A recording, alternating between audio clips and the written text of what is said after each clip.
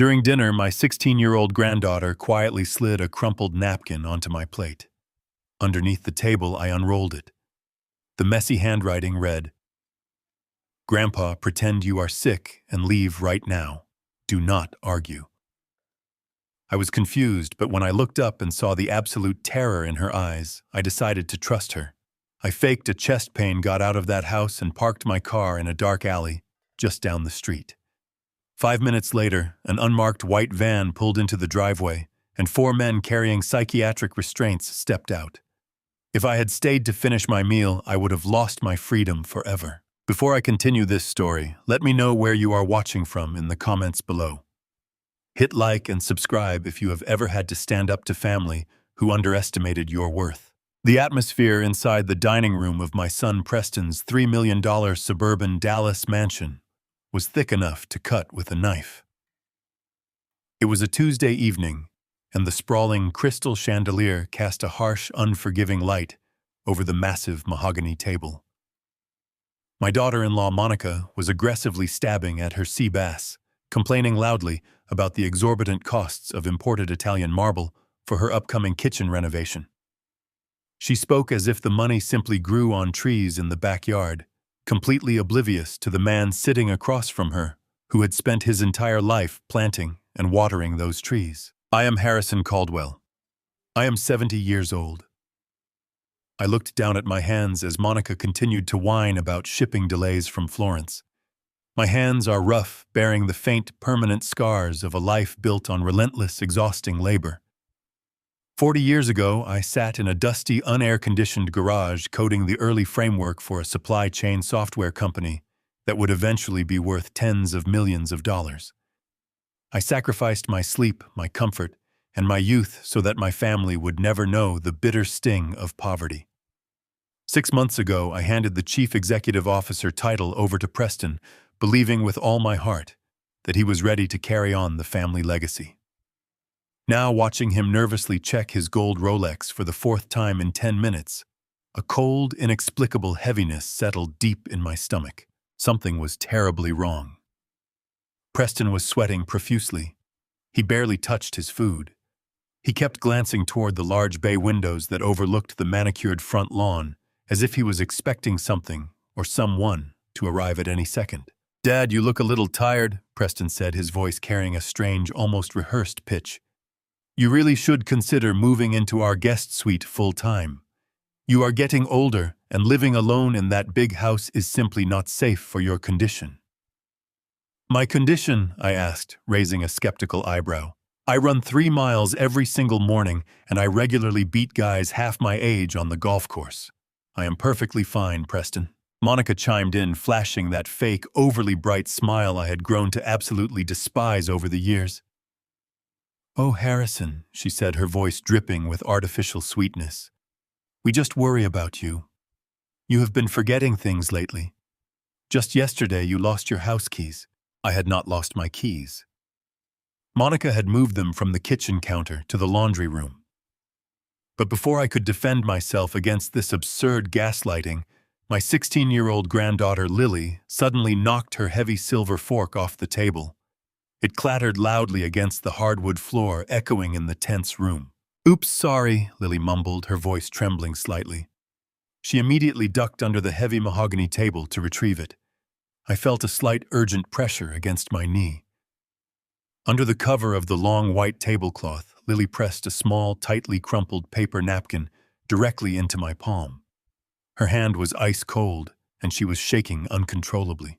When she sat back up in her chair, she did not look at me. She stared blankly at her plate, chewing her lip.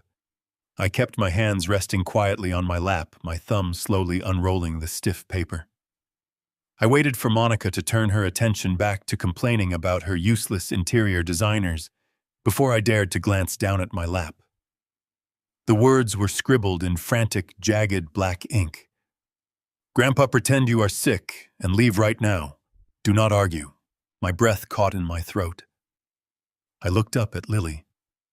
She briefly met my gaze, and the sheer, unadulterated terror in her wide brown eyes sent a massive jolt of adrenaline straight through my veins. This was not a teenage prank. This was a desperate warning. My gut instinct, the exact same instinct that had saved my company from ruthless corporate raiders 3 different times over 4 decades, screamed at me to listen to her immediately. I reached for my wine glass, intentionally making sure my hand shook violently. I let the expensive crystal slip from my fingers. It shattered against the edge of the table, sending dark red wine spilling over the white linen and splattering onto Monica's pristine beige carpet. "What on earth?" Monica shrieked, jumping up from her chair and swatting at the mess. I gasped loudly, clutching the center of my chest with both of my hands. I squeezed my eyes shut and forced a ragged, wheezing cough from the bottom of my lungs. "I am sorry," I stammered, making my voice sound incredibly weak and breathless. "My chest. It is a very sharp pain. I need to get home right away. I need my medication." Preston was out of his chair in a flash, but his reaction was entirely wrong. He did not look worried for my life. He looked panicked that I was leaving the premises. "Dad, no, do not drive. Just go lie down in the guest room right now. I will call a doctor to come here. Just lie down." He grabbed my shoulder, his grip incredibly tight, almost forceful. The urgency in his voice was not born of love or concern. It was born of a desperate, frantic need to keep me trapped inside that house. I shoved his hand away with a surge of genuine anger, using my momentum to stumble backward toward the grand foyer. "No," I wheezed, keeping up the act of a failing old man. "I just need to get to my own house. I will be fine. I am leaving." "Dad, wait." "You cannot leave," Preston shouted, stepping directly in front of the massive front door to block my path. I straightened my posture just a fraction, letting the sick, weak facade drop for a microsecond. "Move out of my way, Preston," I said, my voice dropping to a low, dangerous gravel that he remembered from his childhood when he crossed the line. He froze, clearly intimidated by the sudden shift in my demeanor, and stepped aside. I pushed through the heavy oak doors, rushing to my car, parked in the circular driveway. I fumbled with the keys, my heart slamming wildly against my ribs. I threw the car into reverse tires, screeching aggressively against the pavement, and sped out of the gated neighborhood. I did not drive far.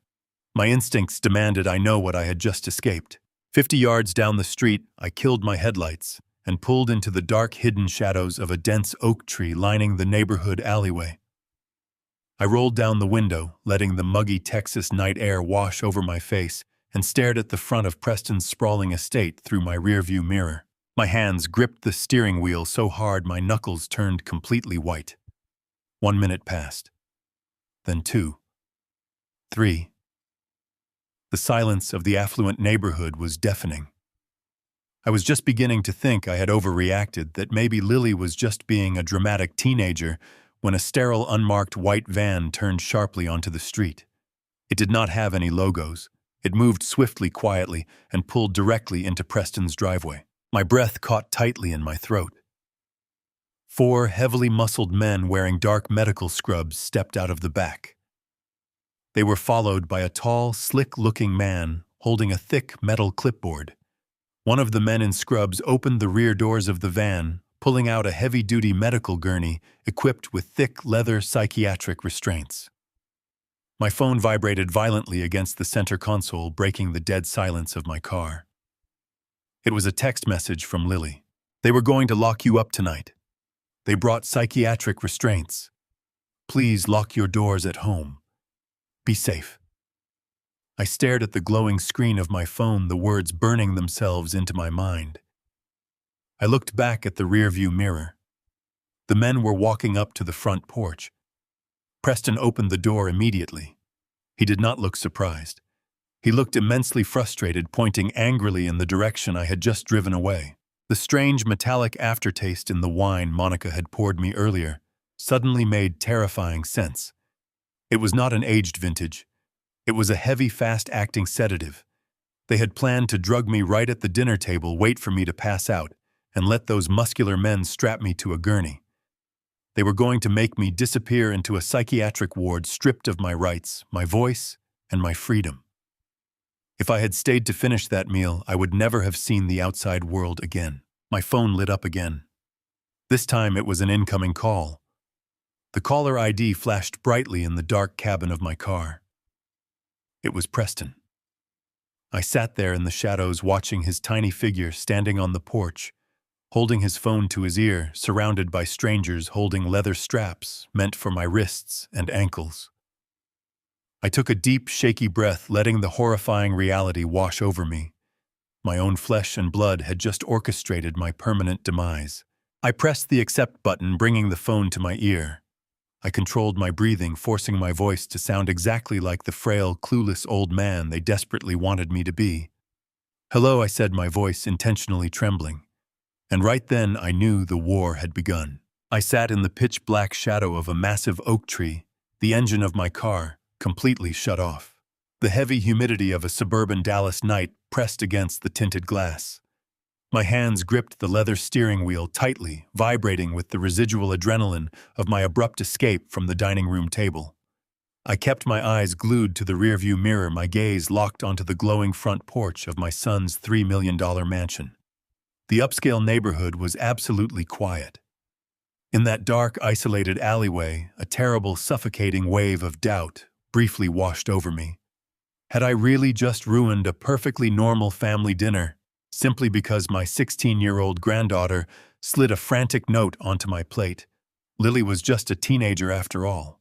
Fleeing from my own son's house like a common fugitive felt completely absurd. I rubbed my chest, feeling the rapid, thudding heartbeat. I closed my eyes, and the image of my late wife, Beatrice, filled my mind. She died 3 years ago, but her voice still echoed in my memory. She used to watch Preston, her brow furrowed in concern. She told me our son possessed dangerous ambition and lacked a moral compass. I always brushed off her concerns. Now hiding in the shadows exactly 50 yards from his front door, her old warnings felt like a heavy stone sitting directly on my chest. Exactly 5 minutes after my rushed departure, the suffocating silence of the street was suddenly broken by the low, heavy rumble of a large diesel engine. I sank lower in my seat.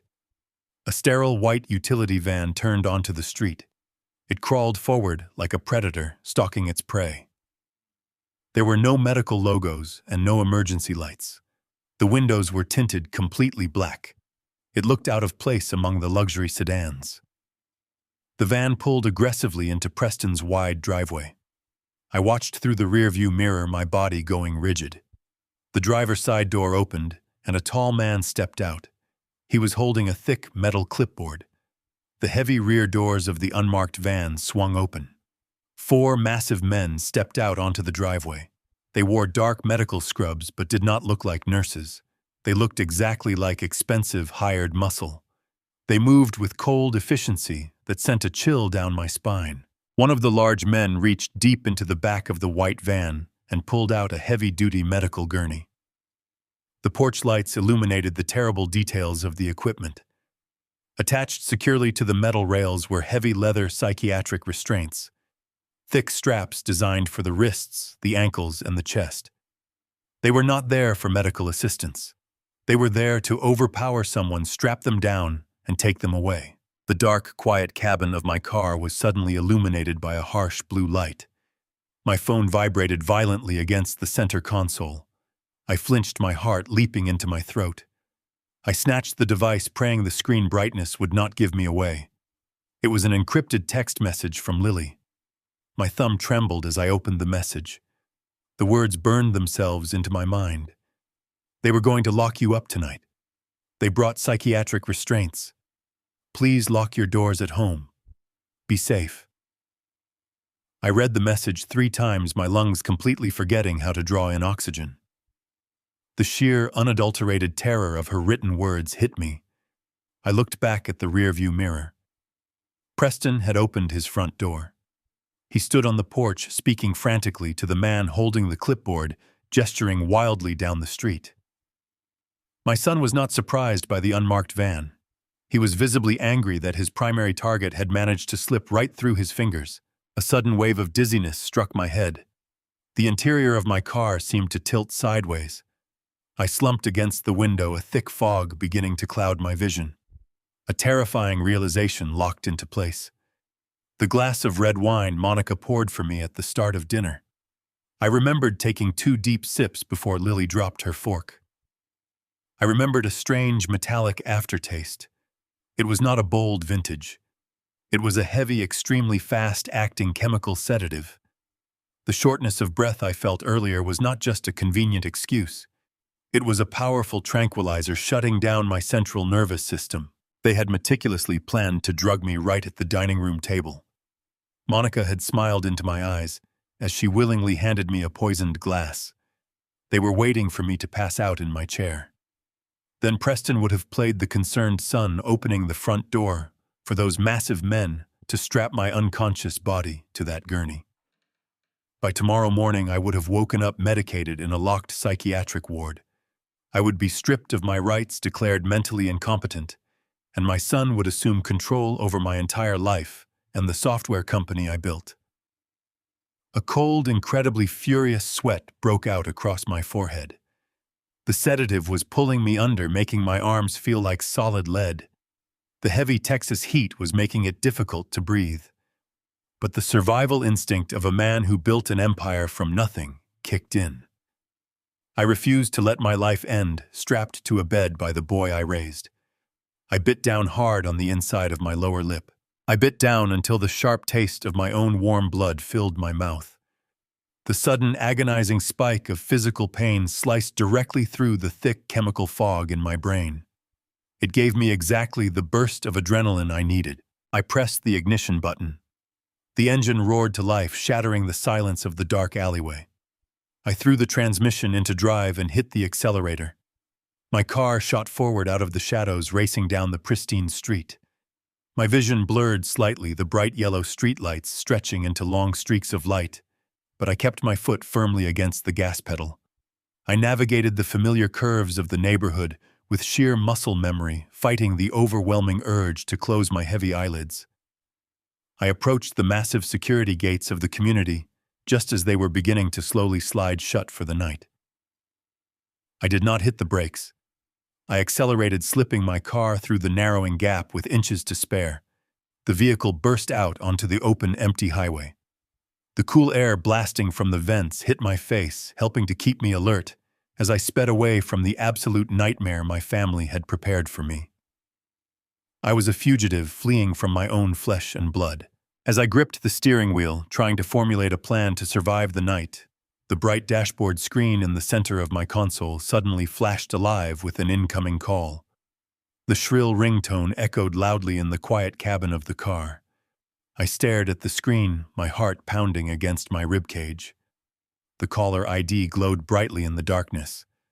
It was Preston. I cleared my throat, forcing my vocal cords to relax, and pressed the green button on my dashboard screen.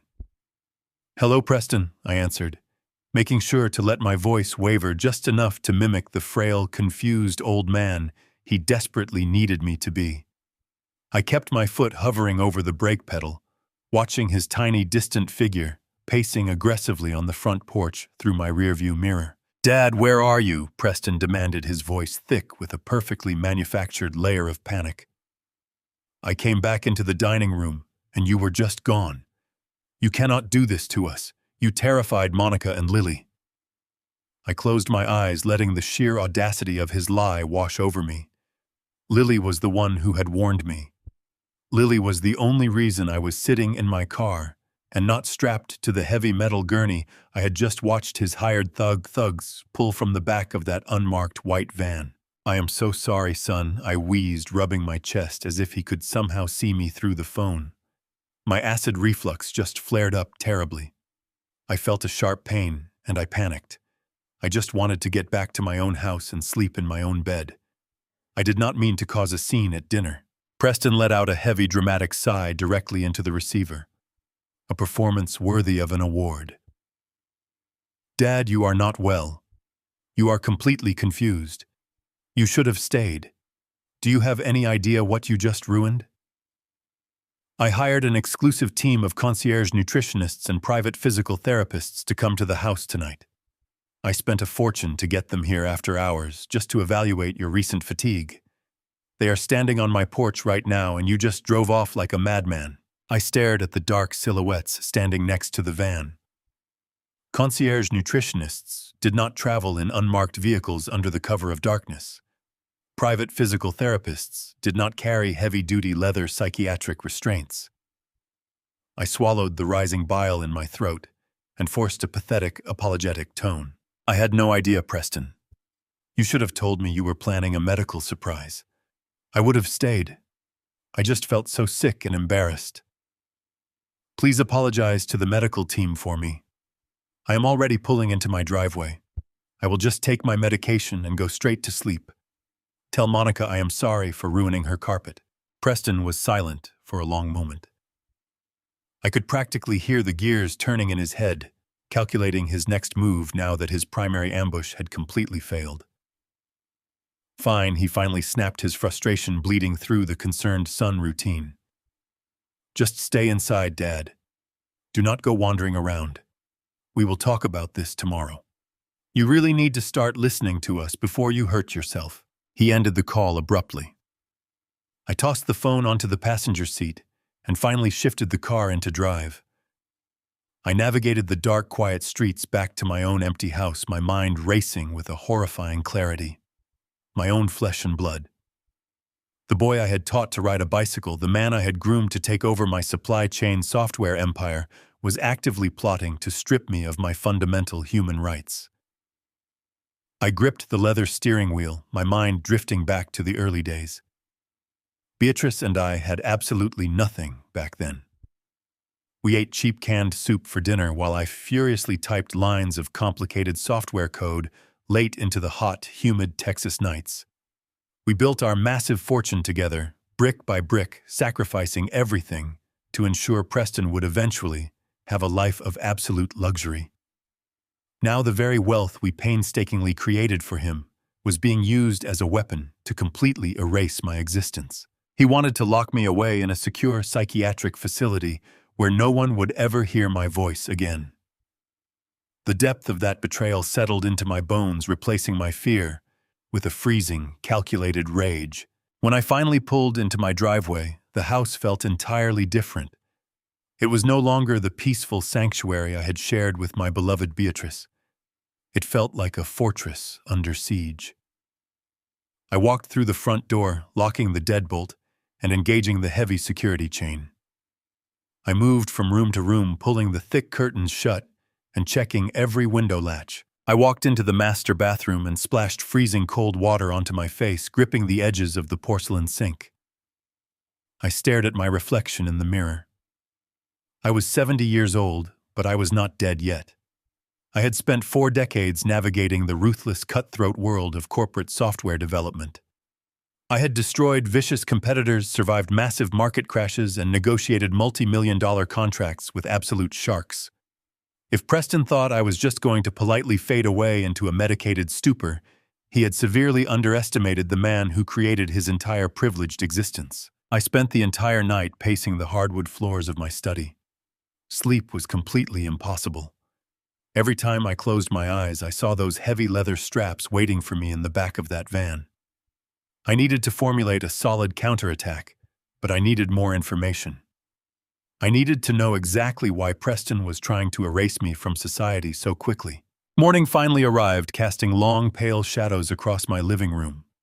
I brewed a pot of strong black coffee, my mind already running through a list of trusted contacts and hidden financial accounts I could legally leverage.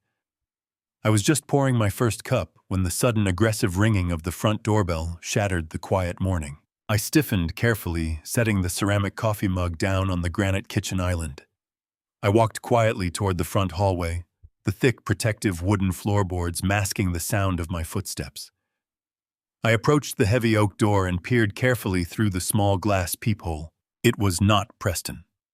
Standing on my front porch, illuminated by the bright Texas morning sun, was Monica.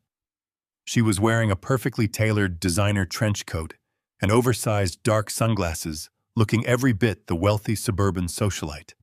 In her left hand, she gripped a large silver insulated thermos, presumably filled with the same hot soup she had served last night. But it was what she held in her right hand that made my stomach drop all over again. Tucked tightly against her chest was a thick, heavy stack of crisp white legal documents bound securely with a thick metal clip. Her face was set in a hard, determined expression. She pressed the doorbell again, holding her finger against the button for 3 agonizing seconds. I knew exactly what she was doing. The failed ambush last night had only delayed their timeline. They were not backing down. They were pivoting to a new strategy. She was here to force my hand to smile in my face while sliding a metaphorical blade right between my ribs. I took a deep, steadying breath, preparing to step back into the role of the confused, vulnerable old grandfather. I reached out my fingers, wrapping tightly around the cold brass handle of the deadbolt. I slowly unlocked the door, preparing to face the woman who was actively trying to destroy my life, ready to see exactly what kind of legal poison she had brought into my home. The heavy door swung open, and before I could utter a greeting, Monica pushed her way inside. She brought a whirlwind of aggressive energy into my quiet foyer. In her left hand, she carried a large stainless steel thermos. In her right, she gripped a thick stack of legal documents held together by a black clip. She did not pause to ask how I was feeling. Instead, she marched straight past me, the heels of her designer boots clicking sharply, and headed directly for my kitchen island. "Good morning, Harrison," she said, speaking a mile a minute. "I brought you some fresh homemade soup." Preston was terribly worried about your reflux episode. But honestly, we have a tiny emergency to handle right now. She slammed the papers onto the polished granite and uncapped a heavy gold fountain pen. "Our certified public accountant called Preston at dawn. Apparently there are massive changes to the Texas estate tax laws going into effect this week. He rushed over these family trust updates for you to sign." She tapped the pen impatiently against the countertop. "I need you to sign the bottom line on these 3 pages right away. I have to drop them off at the post office before noon, or we will face brutal tax penalties. Just initial here and sign the back page. It is all standard boilerplate language. Do not worry about reading the fine print." I walked slowly toward the kitchen island, letting my shoulders slump a fraction to maintain the illusion of a tired elder. I looked at the thick stack of papers, then up at Monica. Her smile was incredibly rigid, her eyes fixed on me with terrifying intensity. She held the pen out, practically vibrating with the need for me to take it. "Oh, Monica," I rasped, rubbing the bridge of my nose with a trembling hand. "You know my eyes are terrible. Let me just go upstairs and find my reading glasses. It will only take a minute." "No," Monica snapped, her voice losing its sweet tone. She caught herself, took a deep breath, and forced the smile back onto her face. "I mean, there really is no time, Harrison. I have an interior design consultation in 30 minutes, and the post office line will be horrendous. Preston and I already read every single word last night. We promise it is just standard tax restructuring. You can trust us. Just sign your name." I leaned over the island, bringing my face close to the documents. Monica thought she was dealing with a senile old man who could barely comprehend his own mail. She forgot who she was talking to. Long before she married my son, I built a multi-million-dollar supply chain software firm from the ground up. I spent decades negotiating ruthless corporate mergers across massive boardroom tables. I learned early in my career how to read legal contracts upside down faster than most attorneys could read them right side up. It was a survival skill in the tech industry, and it saved my company more times than I could count. I narrowed my eyes, letting my gaze drift casually over the top sheet of paper facing her. The words jumped off the page sharp and undeniable. It was not a family trust update. It was not a tax restructuring form. Printed clearly across the header upside down, but perfectly legible to me, were the words, "Involuntary conservatorship and transfer of power of attorney." A cold, absolute dread washed over me, followed by a wave of pure, unadulterated fury. My son and his wife were not just trying to steal my money. They were attempting to legally erase my entire existence. If I signed the bottom of that page, I would surrender every single right I possessed. Preston would gain total legal authority to control my finances, my medical decisions, and my physical freedom. He could sign the papers to lock me in a psychiatric ward, and I would not have a single legal avenue to fight back. I needed to destroy those documents immediately, but I had to make it look like a tragic accident. I reached a trembling hand toward the heavy steel thermos Monica had placed near the edge of the documents. I unscrewed the lid with clumsy, exaggerated motions. Steam rose from the hot liquid inside. "I am so terribly sorry, Monica," I muttered, allowing my hand to shake violently as I reached across the island for the fountain pen. "My joints are just stiff today." As my fingers brushed against the smooth metal of the pen, I intentionally jerked my elbow sideways. I slammed my forearm directly into the open thermos. The heavy container tipped over perfectly. A massive wave of thick, boiling hot soup washed directly over the stack of legal documents. The dark, greasy broth completely soaked the crisp white paper, instantly smearing the dark printer ink into an unreadable, illegible mess. The thick liquid pooled over the signature lines, permanently ruining the entire legal packet. "Oh no!" I gasped, throwing my hands up to my face in an exaggerated display of elderly horror. "I am so incredibly clumsy today. Look at what I have done to your important tax documents. Let me grab a towel to wipe that." Monica did not reach for a towel. She stood completely frozen, staring down at the ruined, soaking wet papers that represented her golden ticket to my fortune. Slowly, very slowly, she raised her head to look at me. In that split second, her carefully constructed mask of sweet suburban concern shattered into a million pieces. The look in her dark eyes was absolutely terrifying. It was a look of pure, unhinged, violent rage. Her lips curled back, her hands balling into tight fists at her sides.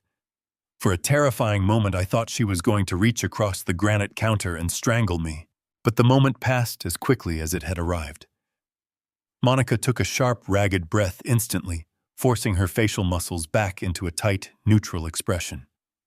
She snatched the heavy gold fountain pen off the counter and shoved it into her expensive leather purse. "It is fine, Harrison," she said, her voice completely devoid of emotion, cold and hollow. "Accidents happen. I will just drive back to the office and have the accountants print out a fresh set of documents. I will be back later this evening. Do not go anywhere." She turned on her heel and stormed out of my house, the front door slamming shut behind her with a massive thud. I let out a shaky breath, leaning against the kitchen island. I had bought myself a few precious hours, but the war was escalating rapidly. I looked down at the floor right where Monica had been standing. In her absolute blinding fury to leave my house, a folded piece of paper had fallen out of her open purse. It lay completely still on my rug, a single silent clue left behind in the chaotic wake of her departure. I carefully stepped around the spreading puddle, my heart pounding in my chest, and slowly reached down to pick it up. I carefully unfolded the thick, cream-colored paper that Monica had left behind on my rug. The heavy cardstock felt expensive, but the words printed across the top were incredibly cheap and terrifying. It was a formal margin call warning. The document was not from a reputable American brokerage firm. It was issued by an unregulated offshore cryptocurrency exchange based in the Bahamas. I stared at the staggering numbers printed in bold red ink. The account was severely over-leveraged, demanding an immediate cash injection to prevent total liquidation of the assets. The name listed at the very top of the warning was not Monica. It was Preston. My son was playing incredibly dangerous financial games with highly volatile assets. If he missed this margin call, he would owe a massive, insurmountable debt. Suddenly, the frantic rush to update my family trust and the desperate attempt to lock me away in a psychiatric ward made absolute horrifying sense. They were not trying to protect my health. They were trying to steal my liquid capital to cover a catastrophic financial blunder. I needed to secure my assets immediately. I grabbed my keys and left the house, stopping only at a small electronics store on the edge of town. I paid cash for a cheap, untraceable burner phone. I knew my primary smartphone and my vehicle were likely compromised, tracked, or monitored by Preston. I left my main phone sitting on the kitchen counter to create a digital alibi, making it appear as though I was resting peacefully at home today. I drove the rest of the way to my private wealth management branch in complete silence, my mind racing through all the legal contingencies I would need to deploy. I pulled into the pristine, heavily landscaped parking lot, of the private bank where I had maintained my primary accounts for nearly 3 decades. The heavy glass doors slid open, welcoming me into the quiet, temperature-controlled lobby. I walked directly to the mahogany counter, offering a polite, practiced smile to the young teller behind the glass. I handed her my prestigious black card, a tier of service reserved only for clients with substantial 8-figure net worths. "Good morning," I said, keeping my voice perfectly calm and steady. "I need to arrange a cash withdrawal of $100,000 today." The teller smiled back professionally, taking the heavy metal card and swiping it through her terminal. "Certainly, Mr. Caldwell. Let me just process that authorization for you right now." I watched her perfectly manicured fingers dance across the keyboard. A few seconds passed. Her polite smile faltered. She frowned, typing the sequence again. The silence stretched uncomfortably. She looked up at me, her eyes filled with a sudden, deeply unsettling mixture of confusion and pity. "I am so sorry, Mr. Caldwell," she murmured, lowering her voice so the other patrons would not hear. "Your card is returning a hard decline code." "That is impossible," I replied firmly, though a cold knot was already forming in my stomach. "Please run it again. There must be a system error." Before she could attempt another swipe, the heavy wooden door to the branch manager office opened. David, the senior branch manager, who had personally handled my portfolio for over 15 years, stepped out. His face was uncharacteristically pale. He walked briskly over to the teller station and gently placed his hand over the terminal. "Harrison," he said, using my first name, his tone excessively gentle and patronizing. "Please come into my office. Let us sit down and get this sorted out privately." I followed him into the soundproof room, the heavy door clicking shut behind us. I did not sit down. "What is going on with my accounts, David?" I demanded. David sighed, gesturing weakly to the leather chair across from his massive desk. "Harrison, I received an emergency legal directive at exactly 8:00 this morning. The directive was completely verified by our corporate compliance team. Your son Preston, acting under the emergency authorized user provisions we established during your late wife's illness, placed a total administrative freeze on all of your liquid assets." I stared at him, the sheer audacity of the move temporarily stealing the breath from my lungs. "Preston has no authority to freeze my primary operational accounts," I stated clearly. "I am the primary account holder. I am standing right here." David looked down at his desk, unable to meet my eyes. He submitted a sworn affidavit from a licensed medical professional, Harrison. The paperwork cites an emergency medical hold due to erratic elder behavior and severe cognitive decline. Preston claimed you suffered a dangerous psychological episode last night, that you fled his home in a confused state, and that you are currently a profound danger to yourself and your finances. The bank had no choice but to comply with the fiduciary protection protocols to prevent you from making any impulsive withdrawals. The trap had been sprung. I felt a surge of explosive, violent rage building in my chest, threatening to boil over. But I knew exactly what would happen if I raised my voice. If I yelled, if I pounded my fists on David's desk, I would only be providing them with the exact evidence they needed. I would look exactly like the erratic, unstable old man Preston claimed I was. The bank cameras were recording everything. I took a slow, deep breath, forcing my heart rate to slow down. I smoothed the lapels of my jacket and offered David a calm, entirely rational smile. "I understand, David," I said softly, keeping my posture completely relaxed. "It seems my son is overreacting to a minor disagreement we had regarding my dietary habits last night. I will have my attorney contact your compliance department this afternoon to clear up this unfortunate misunderstanding." David looked immensely relieved that I was not having a public meltdown. "Of course, Harrison. We will expedite the review process as soon as your legal counsel submits the necessary counter-affidavits."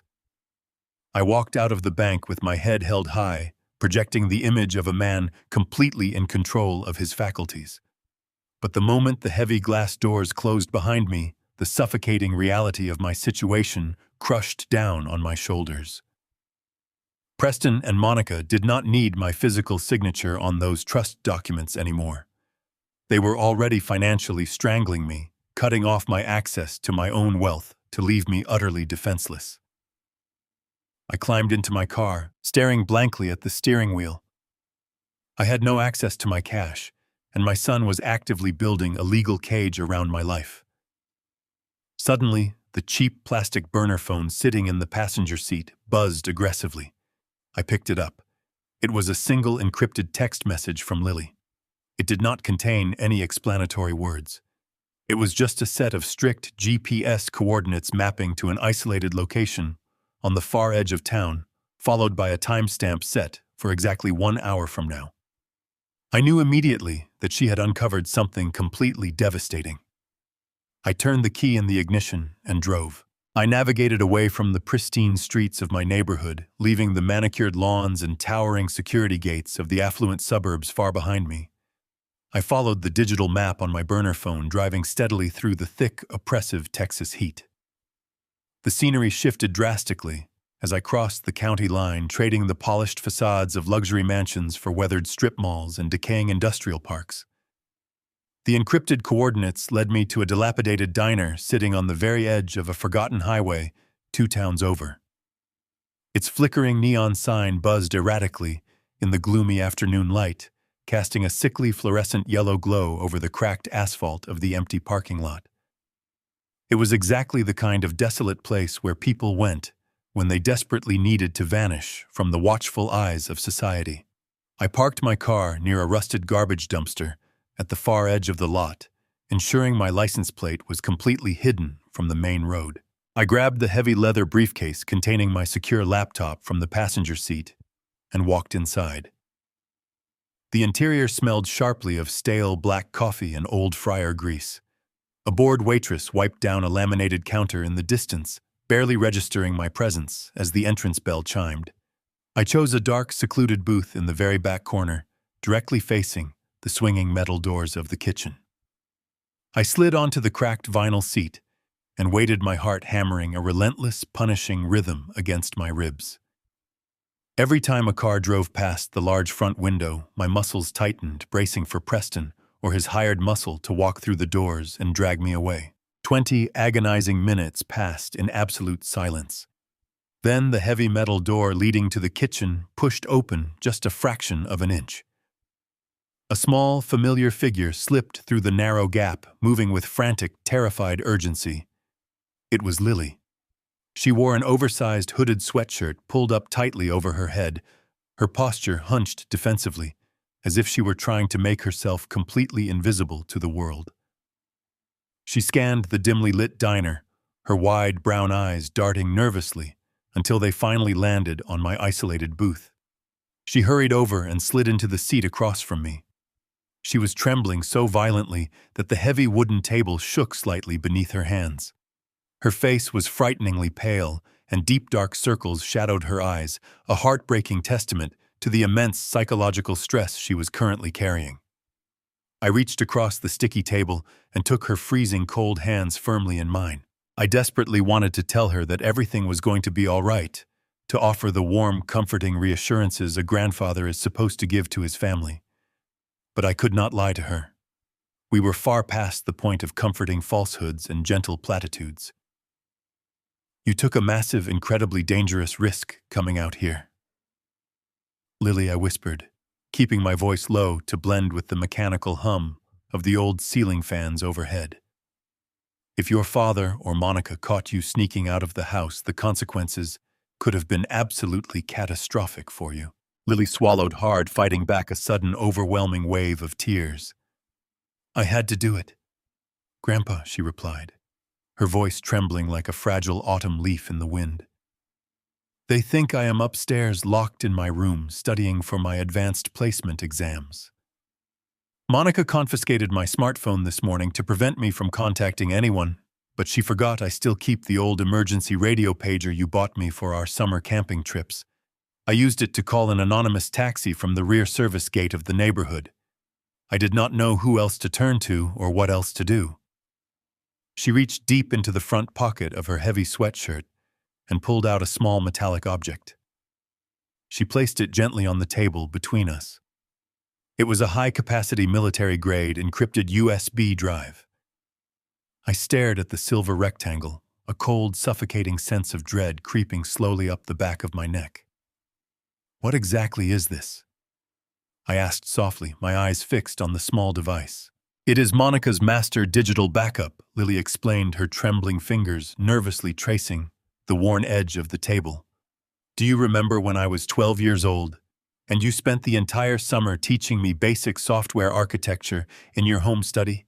You taught me how to recognize backdoor vulnerabilities in generic security protocols and how to exploit weak encryption algorithms." I nodded slowly. I had taught her how to code simply to bond with her, to share my deep passion for the complex technology that had built our family fortune. I never imagined those innocent lessons would be used for corporate espionage inside her own home. Monica uses a standard commercial encryption application for her personal tablet. Lily continued, her voice gaining a fraction of steady strength as she focused heavily on the technical details. "She thinks her device is impenetrable, but she is incredibly lazy with her local network configurations. I bypassed her firewall last night while she was sleeping. I accessed her main administrative directory and mirrored the entire hard drive directly onto this portable unit. Every financial document, every hidden ledger, every secure communication she thought was permanently deleted or hidden from the world. It is all right there on that drive." I looked at my brilliant, incredibly brave granddaughter. She had risked her own safety to protect my life.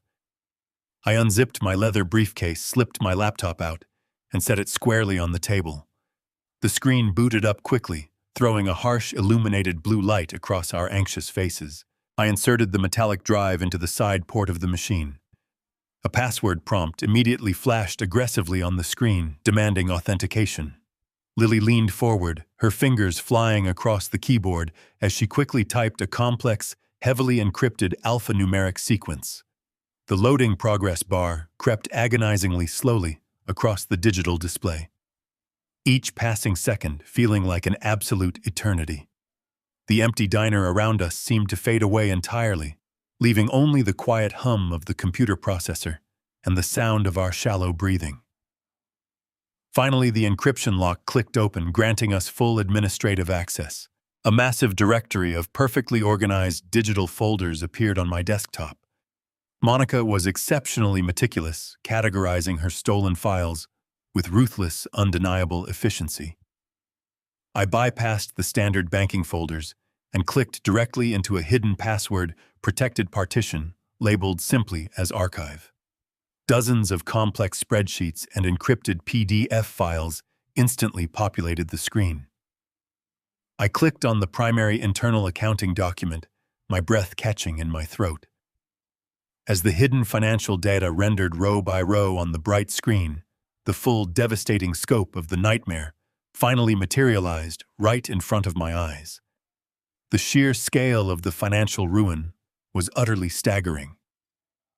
I finally opened the encrypted master ledger, quickly seeing that my only son owed a staggering $18 million to a violently ruthless, illicit Eastern European crime syndicate.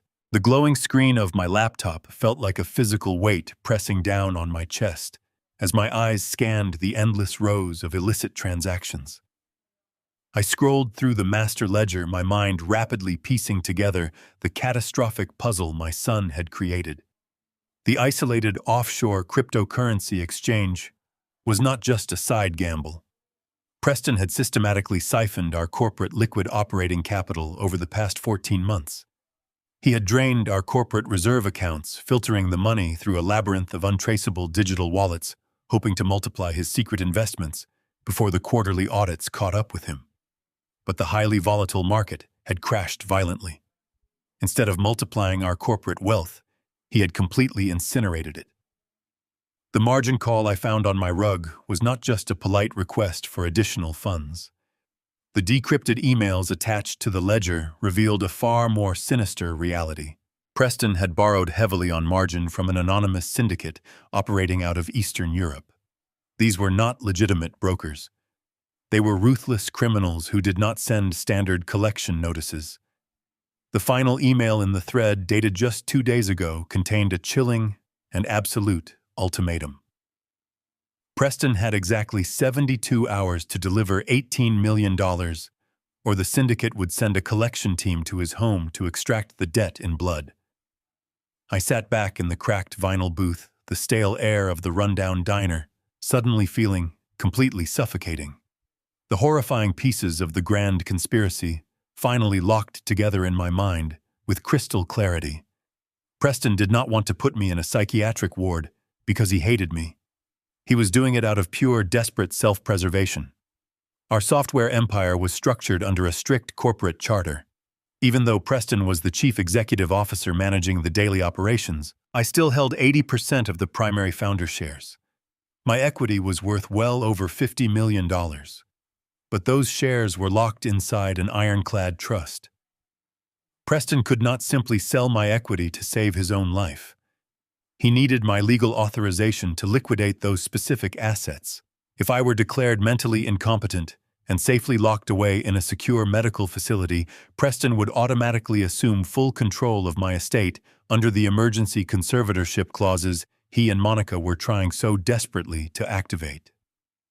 The fake concierge nutritionists, the heavy leather restraints, the poisoned wine at the dinner table, and the ruined legal documents from this morning were all vital steps in his frantic race against a 72-hour death clock. He was completely willing to sacrifice my freedom, my dignity, and the rest of my natural life just to erase the massive debt he owed to a violent criminal organization. I looked across the sticky table at my granddaughter. Lily was staring at the glowing laptop screen, her young face pale and stricken with absolute terror. She was 16 years old, an innocent child who should have been worrying about final exams and high school dances. Instead, she had just uncovered the terrifying reality that her father had mortgaged their entire lives to ruthless criminals. Tears welled up in her bright brown eyes, spilling silently over her cheeks. "Grandpa," she whispered, her voice breaking into a quiet, trembling sob. "What are they going to do to us? Are those bad men going to come to our house?" I reached across the table and gently wiped a tear from her cheek with my thumb. "No, sweetheart," I said, forcing a calm, unshakable confidence into my voice that I did not fully feel. "I will never let anyone hurt you. You did an incredibly brave thing today by bringing me this information. You gave me exactly what I needed to stop this nightmare before it goes any further. But I need you to be very brave for just a little while longer. You must go back home and pretend you know absolutely nothing. You have to act completely normal around your parents. Do not give them any reason to suspect you left the house or spoke to me." Lily nodded slowly, taking a deep, shaky breath to steady her nerves. "I understand, Grandpa," she replied, wiping her eyes with the sleeve of her oversized hooded sweatshirt. "I can do it. I will go back upstairs and lock my bedroom door to study. But please promise me you will be careful. They are acting so incredibly crazy right now." Monica was screaming at the real estate attorneys on the phone before I snuck out of the house. "They are completely panicking because you ruined those tax documents this morning." "I promise you, Lily," I said softly, "I am going to end this very soon." I pulled out the cheap plastic burner phone I had purchased earlier and quickly navigated to a ride-sharing application. I could not risk driving her back to the affluent neighborhood myself. If Preston or his hired thugs spotted my vehicle anywhere near his property, they would immediately realize the ambush had failed and accelerate their violent timeline. I typed in a secure pickup location for the diner and set the destination for the rear service entrance of her gated community. The application confirmed a driver was only 3 minutes away. We sat in silence for a few moments, the heavy gravity of our situation pressing down on us both. The diner remained completely empty save for the bored waitress reading a magazine behind the counter. When my burner phone finally buzzed with an arrival notification, I closed the laptop and safely secured the military-grade encrypted flash drive deep inside my inner jacket pocket. I stood up from the booth and pulled Lily into a tight, fierce embrace. I held her close, silently praying I would be able to fix the catastrophic mess my son had invited into our lives. Go straight home, I whispered into her hair. Use the side gate, stay out of sight, and keep that emergency radio pager turned on. I will contact you when it is completely safe. Lily squeezed me back tightly before pulling away. She pulled the hood of her sweatshirt back over her head, casting her face in deep shadow, and hurried toward the rear kitchen exit. I watched the heavy metal door swing shut behind her, a sharp pang of protective anxiety twisting in my chest. I waited in the dark corner booth for exactly 10 minutes, ensuring she had enough time to safely enter her ride and disappear down the highway. Once I was certain she was gone, I grabbed my briefcase and walked outside. I took 2 steps toward my car when a terrifying detail caught my eye. The desolate parking lot was no longer empty. Parked diagonally across the street, idling quietly in the deep shadows, was a massive black sport utility vehicle. The windows were heavily tinted, completely obscuring the occupants inside. It had no license plates. It had not been there earlier. A cold, absolute certainty washed over my entire body. Preston had failed to pay. His deadline was rapidly approaching. The criminal syndicate was now actively tailing me right now. I slipped the gear shift into drive and slowly rolled out of the desolate diner parking lot, forcing my hands to remain perfectly steady on the leather steering wheel. I merged onto the dusty frontage road, keeping my speed exactly at the posted limit. I glanced up at my rearview mirror. The massive black sport utility vehicle smoothly glided out from the shadows of the alleyway, falling into line 3 car lengths behind my rear bumper. The tinted windows made it impossible to see the driver, but the vehicle moved with a cold, predatory precision. My heart hammered wildly against my ribs, but the freezing, logical part of my brain immediately engaged. The syndicate mercenaries were not following me to kill me.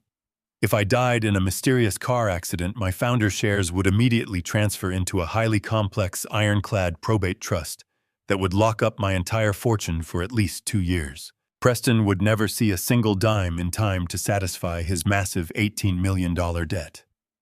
The syndicate needed me alive, but they needed me completely legally neutralized. Then the terrifying, brilliant reality of Preston's secondary strategy clicked firmly into place. He was using the syndicate muscle to hunt me down and terrorize me. He wanted me to notice the tail. He wanted me to panic, to drive erratically, to speed wildly through the city streets like a terrified, confused old man.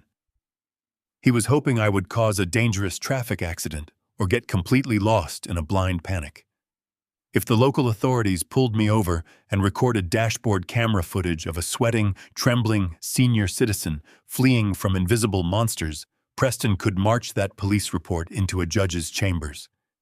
It would be the final undeniable piece of evidence he needed to fast-track the dementia diagnosis and secure his emergency conservatorship.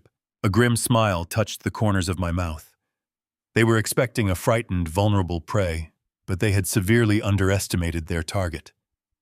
I had navigated the treacherous, cutthroat corporate battlegrounds for 4 decades, and I knew the sprawling concrete labyrinth of the greater Dallas metropolitan area better than anyone else on the road. I was not going to give my son the chaotic police footage he so desperately craved.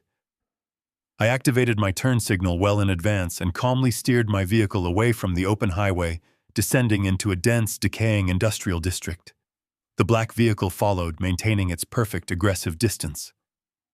I wove through a complex network of narrow warehouse service roads, abandoned rail yards, and tightly packed commercial avenues, ensuring my driving remained absolutely flawless. I stopped at every single stop sign. I used my turn signals religiously. I kept my speed perfectly regulated. The mercenaries behind me were likely growing incredibly frustrated, but they could not aggressively run me off the road without ruining their own quiet operation. I continued my methodical, highly deliberate route, steering us directly toward the massive sports stadium district on the eastern edge of the city. I knew there was a major collegiate football game scheduled for this afternoon, and the surrounding streets would be an absolute nightmare of concrete gridlock. As we approached the towering steel architecture of the stadium, the traffic instantly thickened into a massive, unyielding wall of idling cars. Taillights glowed bright red in every direction. I smoothly merged into the center lane, letting my vehicle crawl forward at a painfully slow pace. The black sport utility vehicle was trapped directly behind me, completely boxed in by the dense lines of aggressive honking sports fans. The syndicate drivers could no longer maneuver freely, and their heavy vehicle stood out terribly among the sea of standard passenger cars. I scanned the chaotic intersection ahead, searching for my specific opportunity. I needed to create a highly visible public scene that would force the mercenaries to completely abandon their pursuit, but it had to be a scene that left me looking entirely innocent and perfectly lucid. I spotted exactly what I needed parked near the corner of the busy intersection. It was a marked Dallas police cruiser, its bright rooftop lights flashing rhythmically as a uniformed officer stood nearby, directing the heavy flow of pedestrian traffic. I tightly gripped the steering wheel, calculating the precise angle and the exact amount of force required. I waited until the line of cars surged forward, then I subtly drifted my vehicle slightly out of the marked lane. With a sudden, calculated motion, I allowed the heavy front right quarter panel of my car to brush directly against the reinforced rear bumper of the police cruiser. The impact produced a loud, highly alarming metallic scrape that echoed sharply over the noise of the busy crowd. The vehicle jolted, and I immediately slammed my foot down on the brake pedal, throwing my hands up in an exaggerated display of mild shock. The uniformed officer instantly spun around, his hand dropping instinctively toward his utility belt as he marched aggressively toward my driver's side window. I immediately unlocked the doors and rolled down the glass, making sure my hands were clearly visible and resting calmly on the top of the steering wheel. I glanced quickly into my rearview mirror. The mercenaries inside the black vehicle were now completely paralyzed. They were heavily armed illicit debt collectors operating on foreign soil, and they were suddenly parked less than 20 feet away from an angry, fully alert police officer. They absolutely could not afford any official law enforcement scrutiny. I watched with immense dark satisfaction as the massive black vehicle aggressively threw itself into reverse, narrowly avoiding a collision with a pickup truck behind it, and violently swerved into a narrow side alley, speeding away. The angry officer leaned down, glaring through my window. "Sir, what exactly do you think you are doing?" he demanded, shining his flashlight across my face. I offered a calm, polite smile. "I am terribly sorry, officer," I said, keeping my voice steady. I was momentarily distracted by the crowd of pedestrians crossing the street, and I misjudged the turning radius of this lane. It was entirely my fault, and I am unharmed. I handed him my pristine driver license and insurance documentation. The officer scrutinized my identification, his aggressive posture slowly relaxing as he realized he was dealing with a cooperative, lucid older gentleman. He walked back to his damaged cruiser, running my information through the secure dispatch terminal. I sat quietly in the driver's seat, my heart finally settling into a steady, victorious rhythm. 10 minutes later, the officer returned. He handed my documents back through the window, completely dropping his aggressive tone. "You have an absolutely perfect driving record, Mr. Caldwell," he said, writing out a small slip of paper. "I am issuing you a minor citation for failure to maintain a single lane. Please be incredibly careful." I thanked the officer, accepted the ticket, and merged back into the heavy traffic. I had successfully shaken the mercenaries. Now I needed to go on the offensive. I drove out of the city, navigating toward a highly exclusive country club. Sitting inside was Winston Gallagher, my ruthless retired corporate attorney. The heavy iron gates of the Oak Bridge Country Club swung open smoothly, granting me access to the sprawling, impeccably manicured grounds. I drove my vehicle up the winding, tree-lined driveway, the tires crunching softly against the pristine gravel. I bypassed the main clubhouse entirely and navigated toward the secluded private cabanas situated near the edge of the golf course. I parked in the shaded rear lot and grabbed my leather briefcase. My heart was still beating with a steady, rhythmic intensity fueled by the adrenaline of my recent encounter with the Dallas police. I walked up the short flight of wooden stairs and pushed open the thick mahogany door of the private cigar lounge. The air inside was thick with the rich, earthy scent of imported tobacco and aged leather. Sitting alone in a high-backed armchair near the unlit stone fireplace was Winston Gallagher. Winston was a legend in the Texas corporate legal sphere. He was a ruthless, brilliant attorney who had navigated my most aggressive corporate acquisitions during the 1990s. He had officially retired 5 years ago, but a man like Winston never truly stopped working. He looked up from his newspaper as I approached his sharp, calculating gray eyes, immediately assessing my tense posture. "Harrison," he said, his voice a low, gravelly rumble, "you look like a man who is actively fighting a war." I sat down heavily in the leather chair across from him and placed my briefcase directly onto the polished wooden table between us. "I am fighting for my entire existence, Winston," I replied. I opened the briefcase, pulled out my laptop, and carefully inserted the military-grade encrypted flash drive Lily had given me. I turned the screen toward him. "I need you to look at this right now." Winston did not ask any useless questions. He pulled a pair of reading glasses from his breast pocket, leaned forward, and focused entirely on the glowing screen. I watched in absolute silence as his eyes scanned the complex spreadsheets, the offshore margin call warnings, and the massive, horrifying master ledger. For 10 solid minutes, the only sound in the dimly lit room was the soft ticking of a grandfather clock in the corner and the rhythmic clicking of Winston hitting the arrow keys. As he absorbed the sheer magnitude of Preston's betrayal, the muscles in his jaw tightened into a hard, unforgiving line. $18 million, Winston finally muttered, pulling his glasses off and rubbing his temples. "Your son did not just make a few reckless investments, Harrison. He actively engaged with a highly dangerous, unregulated Eastern European syndicate. He practically handed them the keys to your entire corporate treasury. And now they are demanding immediate payment," I added, keeping my voice perfectly steady. "Preston tried to forcibly push me into an involuntary conservatorship this morning. He froze all of my primary personal and operational banking accounts under a fraudulent medical emergency directive. He needs me declared legally incompetent so he can forcibly liquidate my 80% founder shares to save his own life from these mercenaries." Winston leaned back in his chair, a dark, predatory smile slowly spreading across his weathered face. "Preston always was an incredibly arrogant boy," Winston said quietly. "He thinks he can use a standard corporate freeze to cut you off from your own wealth. He assumes modern banking compliance protocols will keep you paralyzed until he can secure a judge's signature." Winston reached into his jacket and pulled out his phone. "Let us remind your son exactly who built this empire." Winston began dialing a secure number, his fingers moving with practiced efficiency. He made 3 separate phone calls in rapid succession. I sat quietly listening as he spoke in low, authoritative tones to federal banking regulators he had attended law school with 40 years ago. He did not ask for favors. He called in old ironclad debts.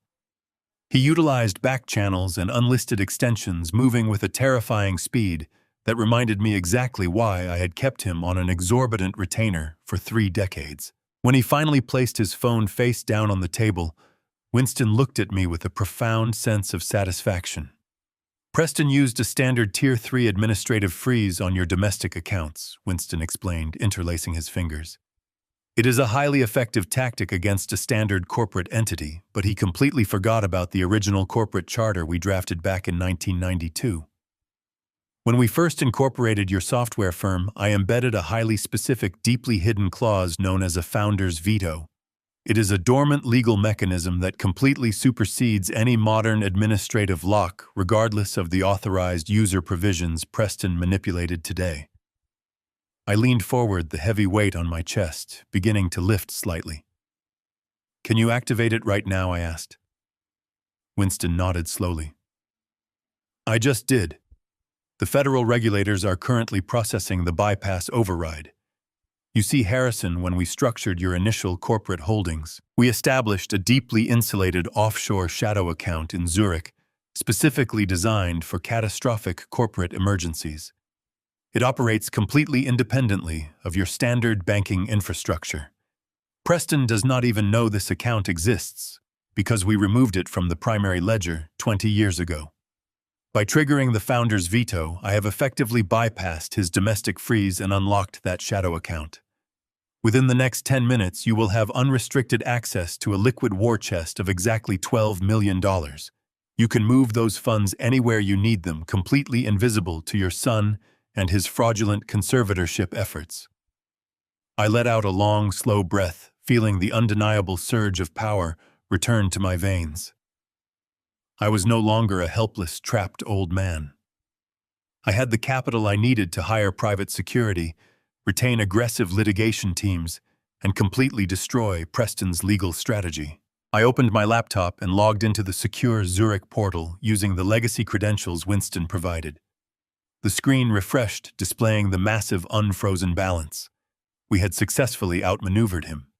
But as I prepared to close the browser, Winston held up his hand, his eyes suddenly locked on a separate window, running a complex diagnostic scan on the USB drive data. "Wait a moment," Winston said, his voice abruptly losing its triumphant tone. He leaned closer to the monitor, his face suddenly turning a sickly pale shade of white. "I am running a deep trace on the specific internet protocol addresses attached to these cryptocurrency transfers. Something is terribly wrong here, Harrison."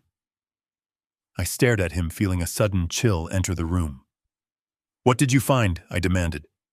Winston pointed a trembling finger at the glowing screen. "Preston owes the syndicate $18 million, but the ledger shows he actually liquidated $23 million from your corporate reserve accounts. He did not lose all of it in the market crash.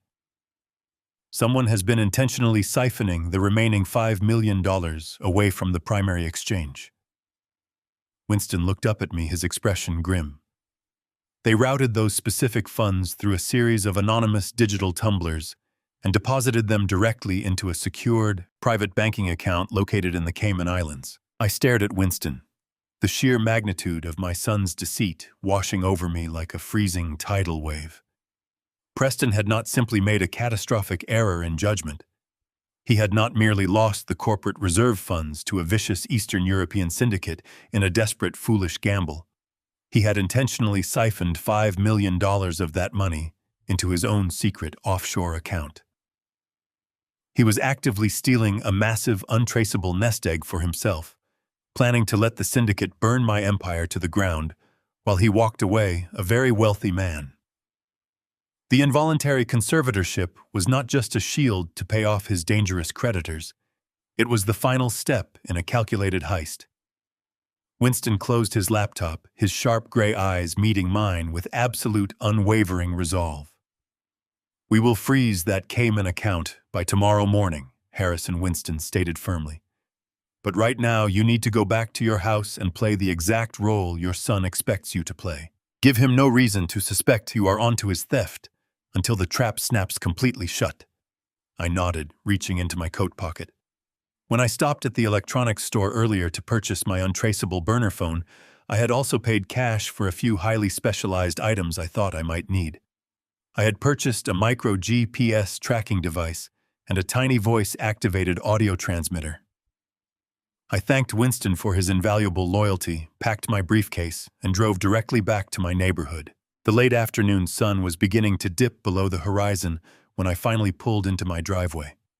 I knew Preston would be monitoring my movements, likely waiting for my return after my bank accounts were frozen.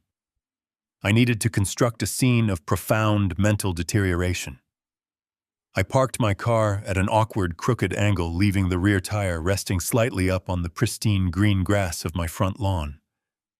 I walked up to the front porch, unlocked the heavy oak door, and pushed it wide open. I intentionally left it completely ajar, allowing the warm Texas breeze to blow freely into the quiet foyer. I walked into the main living room and picked up the television remote. I navigated through the digital menus until I found a dead, unassigned channel, turning the volume up until a loud, abrasive wall of white static echoed harshly throughout the entire first floor of the house. I sat down heavily in my leather recliner, staring blankly at the flickering gray screen, and waited for the vultures to arrive. It did not take long. Barely 15 minutes had passed before the sound of heavy tires crunching on my driveway signaled their approach. I did not turn my head. I maintained my vacant, confused stare at the television. Footsteps echoed loudly on the porch, followed by Preston's voice calling out with manufactured alarm. He stepped cautiously through the open front door, accompanied by a tall, exceptionally slick-looking man, wearing a sharply tailored, expensive designer suit. The stranger carried a pristine leather medical briefcase, but his demeanor was entirely devoid of any genuine bedside manner. He looked less like a medical professional and much more like a high-priced corporate fixer. "Dad." "What on earth are you doing?" Preston asked, rushing over to snatch the remote control from the coffee table. He muted the blaring static, casting a deeply meaningful, exaggerated look of concern toward his companion. "You left the front door wide open. Anyone could have just walked right inside." I blinked slowly, turning my head with stiff, delayed movements. I forced a vacant, bewildered smile onto my face, letting my jaw hang slightly loose. "Oh, Arthur," I murmured intentionally, using the name of my late brother, who had passed away over 2 decades ago. "I am so glad you came to visit. I was just waiting for your mother to finish cooking dinner.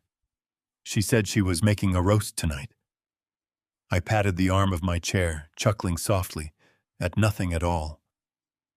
"I just cannot seem to remember where the bathroom is in this house. The hallways keep moving around on me." Preston sighed dramatically, placing a comforting hand on my shoulder, while making absolute sure the doctor witnessed the gesture. "It is me, Dad. It is Preston. Your son. I brought Dr. Sterling here to check on you. We are very worried about your worsening condition." Dr. Sterling stepped forward, offering a smile that was so incredibly fake it made my stomach turn. He did not bother checking my pulse, testing my reflexes, or asking me any standard neurological assessment questions. He simply unlatched his heavy leather portfolio, pulled out a thick stack of medical evaluation forms, and clicked his silver pen. "Well, Preston," Dr. Sterling said, his voice slick with practiced, condescending authority.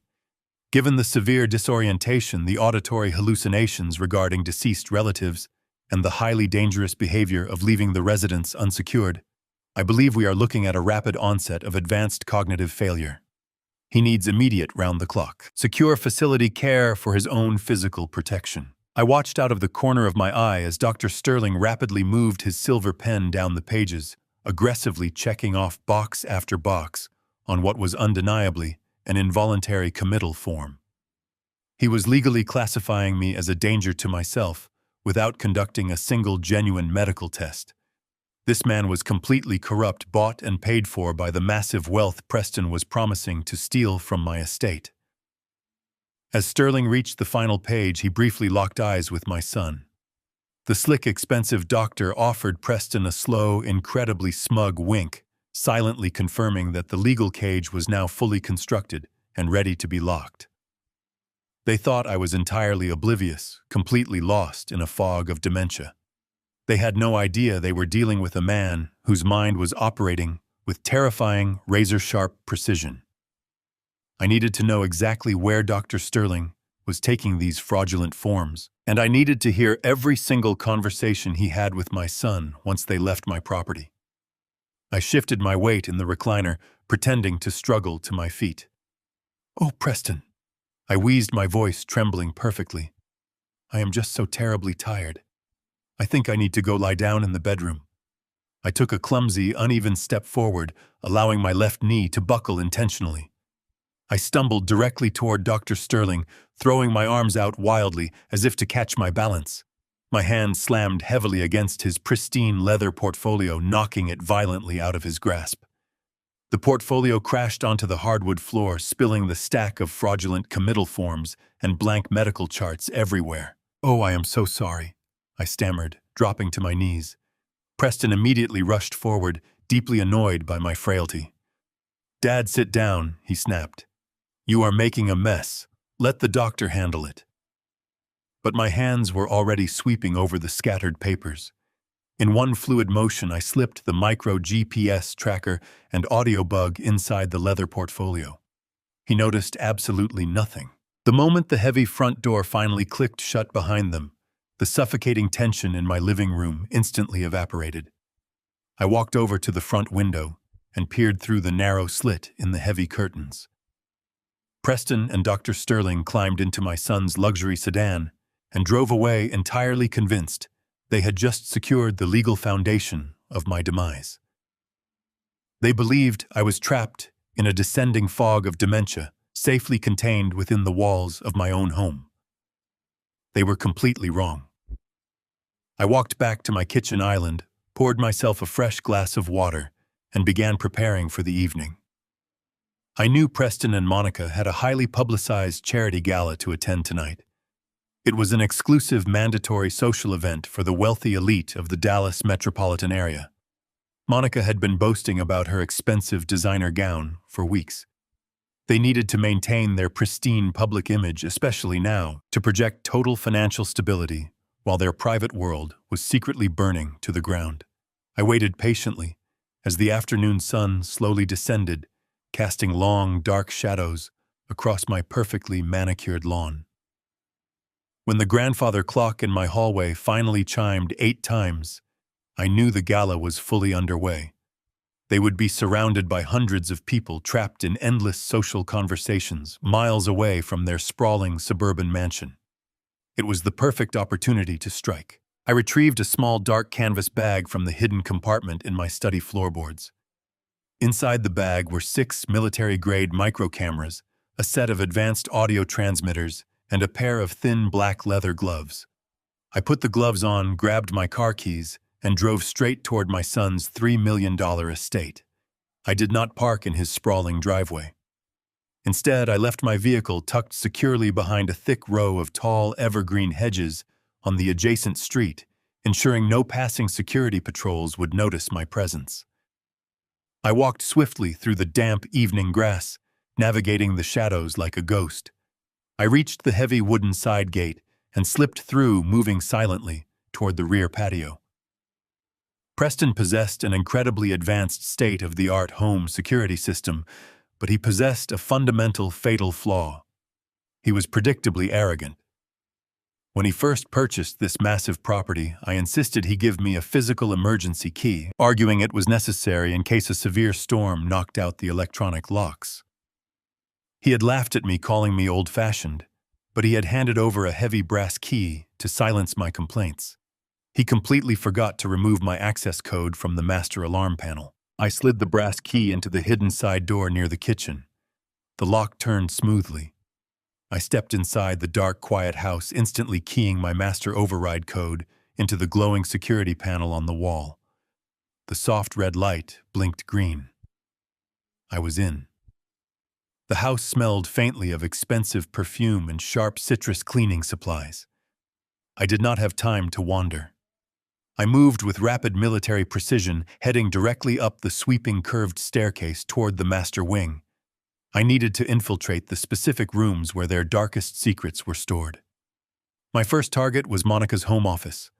I pushed open the white-paneled door, clicking on a small hooded flashlight. The room was perfectly arranged, decorated in soft pastel colors, with a massive glass desk sitting squarely in the center. I moved quickly, wedging the first micro camera high up in the corner, molding perfectly angled to capture her computer monitor and her entire workspace. I planted a secondary audio transmitter securely beneath the lip of the glass desk, attaching it with heavy industrial adhesive. I stepped back out into the hallway and moved rapidly toward Preston's private study. This room was heavy, dark, and imposing, filled with rich mahogany bookshelves and dark leather furniture. I placed a tiny camera directly behind the ornate crown molding near the ceiling. As I crouched down to hide another audio bug behind a thick row of massive legal volumes on the bottom shelf, my shoulder bumped hard against something cold and metallic. I paused, shining my narrow flashlight into the dark gap between the heavy wooden shelf and the thick drywall. Hidden completely out of sight, bolted securely directly into the foundation of the house, was a large, heavy-duty steel safe. It featured a digital numeric keypad glowing faintly in the dark. I stared at the keypad, my mind racing through the mathematical probabilities. Preston was brilliant at corporate software architecture, but he was incredibly lazy with his personal security habits. He relied heavily on significant dates. I reached out, my gloved fingers hovering directly over the glowing buttons. I typed in the exact month, day, and 4-digit year of my late wife Beatrice's birth. The heavy steel mechanism clicked loudly. The thick metal door slowly swung open completely, granting me access to his most secure personal vault. I pulled the heavy door wide open, shining my flashlight directly into the dark interior. I expected to find stacks of emergency cash, highly sensitive corporate documents, or perhaps the illicit ledgers detailing his catastrophic $18 million debt. What I actually found made my heart stop completely cold. Sitting on the bottom shelf of the steel safe were 4 large, incredibly familiar velvet jewelry boxes. They were deep emerald green, bordered with thin lines of gold trim. I recognized them instantly. They were Beatrice's heirloom jewelry boxes. I had legally gifted them to Preston and Monica on their wedding day, passing down generations of our family history. Monica had sworn to cherish them forever. I reached in and pulled the largest velvet box out, popping the gold clasp open. It was entirely empty. The heavy diamond necklace that had belonged to Beatrice's grandmother was completely gone. I opened the second box. Empty. The third box. Empty. The beautiful pearl earrings, the sapphire tennis bracelets, the heavy gold watches. All of it had vanished. My chest tightened with a sudden, suffocating wave of profound grief and boiling anger. They had not just stolen my corporate funds, they had desecrated my wife's memory. I shined my light deeper into the dark safe, looking for any explanation. Sitting beneath the empty velvet boxes was a small stack of thick, yellowed paper slips. I pulled them out, squinting in the harsh beam of the flashlight. They were highly detailed pawnshop tickets. Monica had systematically liquidated my late wife's entire collection of priceless, irreplaceable family heirlooms at a series of seedy, untraceable pawnshops across the Lower East Side of the city. She had sold them for absolute pennies on the dollar, desperately trying to scrape together liquid coin. The sheer, disgusting magnitude of her betrayal turned my stomach completely sour. I shoved the pawn tickets back into the safe, my hands shaking with an intense, burning fury. As I placed the final slip of paper back into the pile, I noticed a single crisp white sheet folded neatly at the very bottom of the stack. It looked entirely out of place among the yellowed pawn receipts. I pulled the white paper out and unfolded it slowly, spreading it flat across my knee. It was a printed travel itinerary, fully booked and paid for entirely in cash. My eyes scanned the bold black text, the information hitting my brain like a physical blow. It was a completely confirmed one-way first-class ticket on an Emirates airline flight departing from the Dallas-Fort Worth International Airport. The final destination listed on the ticket was Dubai, a city well known for having extremely complicated, nearly impossible extradition treaties. But it was not the destination that paralyzed me. It was the passenger information printed clearly at the top of the crisp white page. The ticket was not booked for Preston. My son was not planning to flee the country to escape the violent syndicate hunting him. The ticket was booked solely for Monica. She was preparing to completely abandon her husband, to face the violent mercenaries entirely alone, while she escaped across the world with the last remnants of our stolen family wealth. I carefully folded the crisp itinerary and placed it exactly where I found it, beneath the yellowed pawn tickets at the very bottom of the heavy hidden steel safe. I closed the thick metal door, ensuring the digital lock clicked securely back into place, and quietly backed out of the dark study. I moved through the silent, immaculate mansion, like a phantom erasing any trace of my presence, before slipping out the side door and disappearing into the cool night air. I drove back to my own home, the engine of my car humming a low, steady rhythm that matched the cold calculation taking over my mind.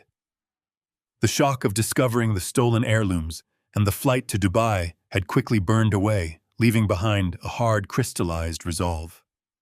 I parked in my garage, walked into my dark living room, and immediately powered on the encrypted receiver. I set the small black box on my coffee table, turned the volume dial up just enough to hear the ambient noise of their house, and sat down in my leather recliner to wait. The digital clock on my mantel glowed bright green in the shadows, slowly ticking past midnight. At exactly 12:45, the receiver crackled to life. The heavy front doors of their mansion slammed shut, followed by the sharp, angry clicking of Monica's designer heels striking the marble foyer. Their voices drifted clearly through the microtransmitter I had planted beneath her glass desk. "You were completely insufferable tonight," Preston, Monica snapped, her voice echoing sharply through the audio feed. "You spent the entire gala sweating through your tuxedo and checking your phone every 5 minutes. You looked exactly like a guilty man waiting to be arrested." Preston groaned heavily, pouring himself a drink. "How am I supposed to act?" "Monica," he shot back, his voice trembling with a pathetic panic. "The syndicate sent a vehicle to tail my father this afternoon. We have less than 48 hours left to transfer the $18 million, or those mercenaries are going to kill me. We need the conservatorship approved tomorrow morning, or I am a dead man." I listened to my son pacing frantically across the hardwood floor, his terrified breathing transmitting perfectly through the hidden bug. "You will get your conservatorship tomorrow," Monica replied, her tone dripping with icy, dismissive contempt. "Dr. Sterling filed the involuntary committal paperwork this evening. The corporate attorneys have already prepared the emergency asset transfer protocols. All you have to do is execute the vote. Now stop drinking, take your medication, and go to sleep." Heavy footsteps echoed through the receiver as Preston obediently shuffled out of the room and trudged up the sweeping staircase. I sat in the darkness of my living room, staring blankly at the glowing green numbers on my mantel clock. The silence stretched on for 20 agonizing minutes.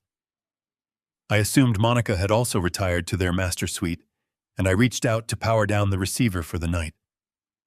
But before my fingers could touch the dial, the soft, distinct sound of the glass desk chair sliding backward stopped me completely cold.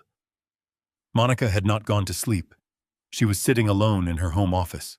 The faint rhythmic tapping of a smartphone screen echoed through the bug. A few seconds later, a deep, heavily accented male voice answered on the other end of the line. Monica spoke, her voice dropping to a low, incredibly calm and calculating whisper. "Yes, it is me," she said smoothly. "I am calling to confirm the delivery schedule for the outstanding debt." The man on the other end grunted, demanding to know when the $18 million would be transferred to their offshore accounts. I held my breath, gripping the arms of my recliner tightly. Monica did not apologize. She did not ask for an extension. She delivered a death sentence.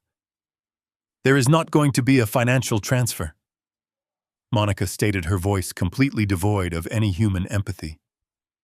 "My husband lost your money and he has absolutely no way to retrieve it. His father blocked the asset liquidation. But I am an extremely reasonable woman, and I know you require a physical consequence to settle a debt of this magnitude. So I am going to give you my husband." My blood ran completely cold. I listened in absolute horrified paralysis as my daughter-in-law methodically read Preston's exact, highly detailed itinerary for the following day directly to the ruthless Eastern European syndicate. She gave them the precise make, model, and license plate number of his luxury sedan. She told them exactly what time he would be leaving the gated community in the morning. She provided the specific secluded route he always took to the corporate headquarters, highlighting a quiet, unmonitored intersection where traffic cameras were notoriously disabled.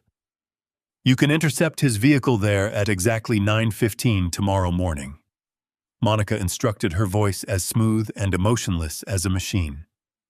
"He travels without any personal security detail.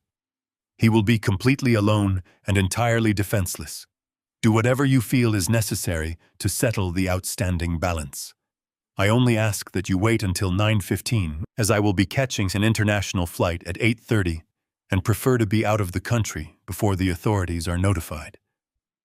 The man let out a dark, terrifying laugh, confirming the ambush coordinates, before abruptly ending the call. The receiver clicked dead, leaving my living room drowning in a suffocating, absolute silence. The sheer, unadulterated evil of Monica's plan was almost too massive to comprehend. She was not just stealing the $5 million she had skimmed from the corporate reserves. She was intentionally throwing her own husband to a pack of violent wolves. She was using Preston's inevitable kidnapping or his murder as the ultimate chaotic distraction.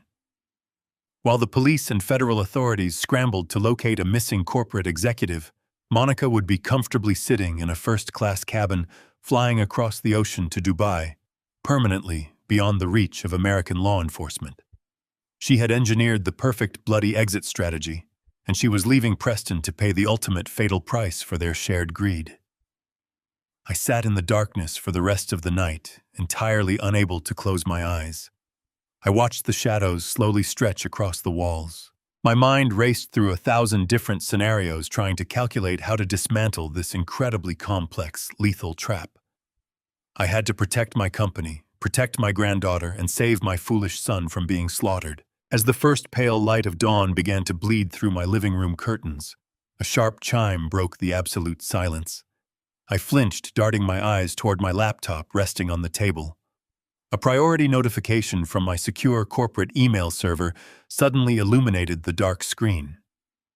Preston had officially convened an emergency mandatory meeting of the board of directors scheduled for exactly 10 in the morning to legally execute the medical incapacity transfer. My foolish son was completely oblivious to the lethal trap closing rapidly around his neck. He was blindly going for the absolute final corporate kill. I closed the laptop and stood up from my living room chair, feeling a sudden electric surge of energy replace the absolute exhaustion of the sleepless night. Preston had officially set the stage for our final confrontation. He thought he was maneuvering a frail, deteriorating old man into a permanent corner.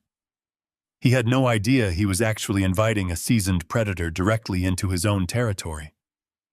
I walked upstairs and took a long, cold shower, washing away the stench of the diner, the hospital, and the sheer anxiety of the past 48 hours.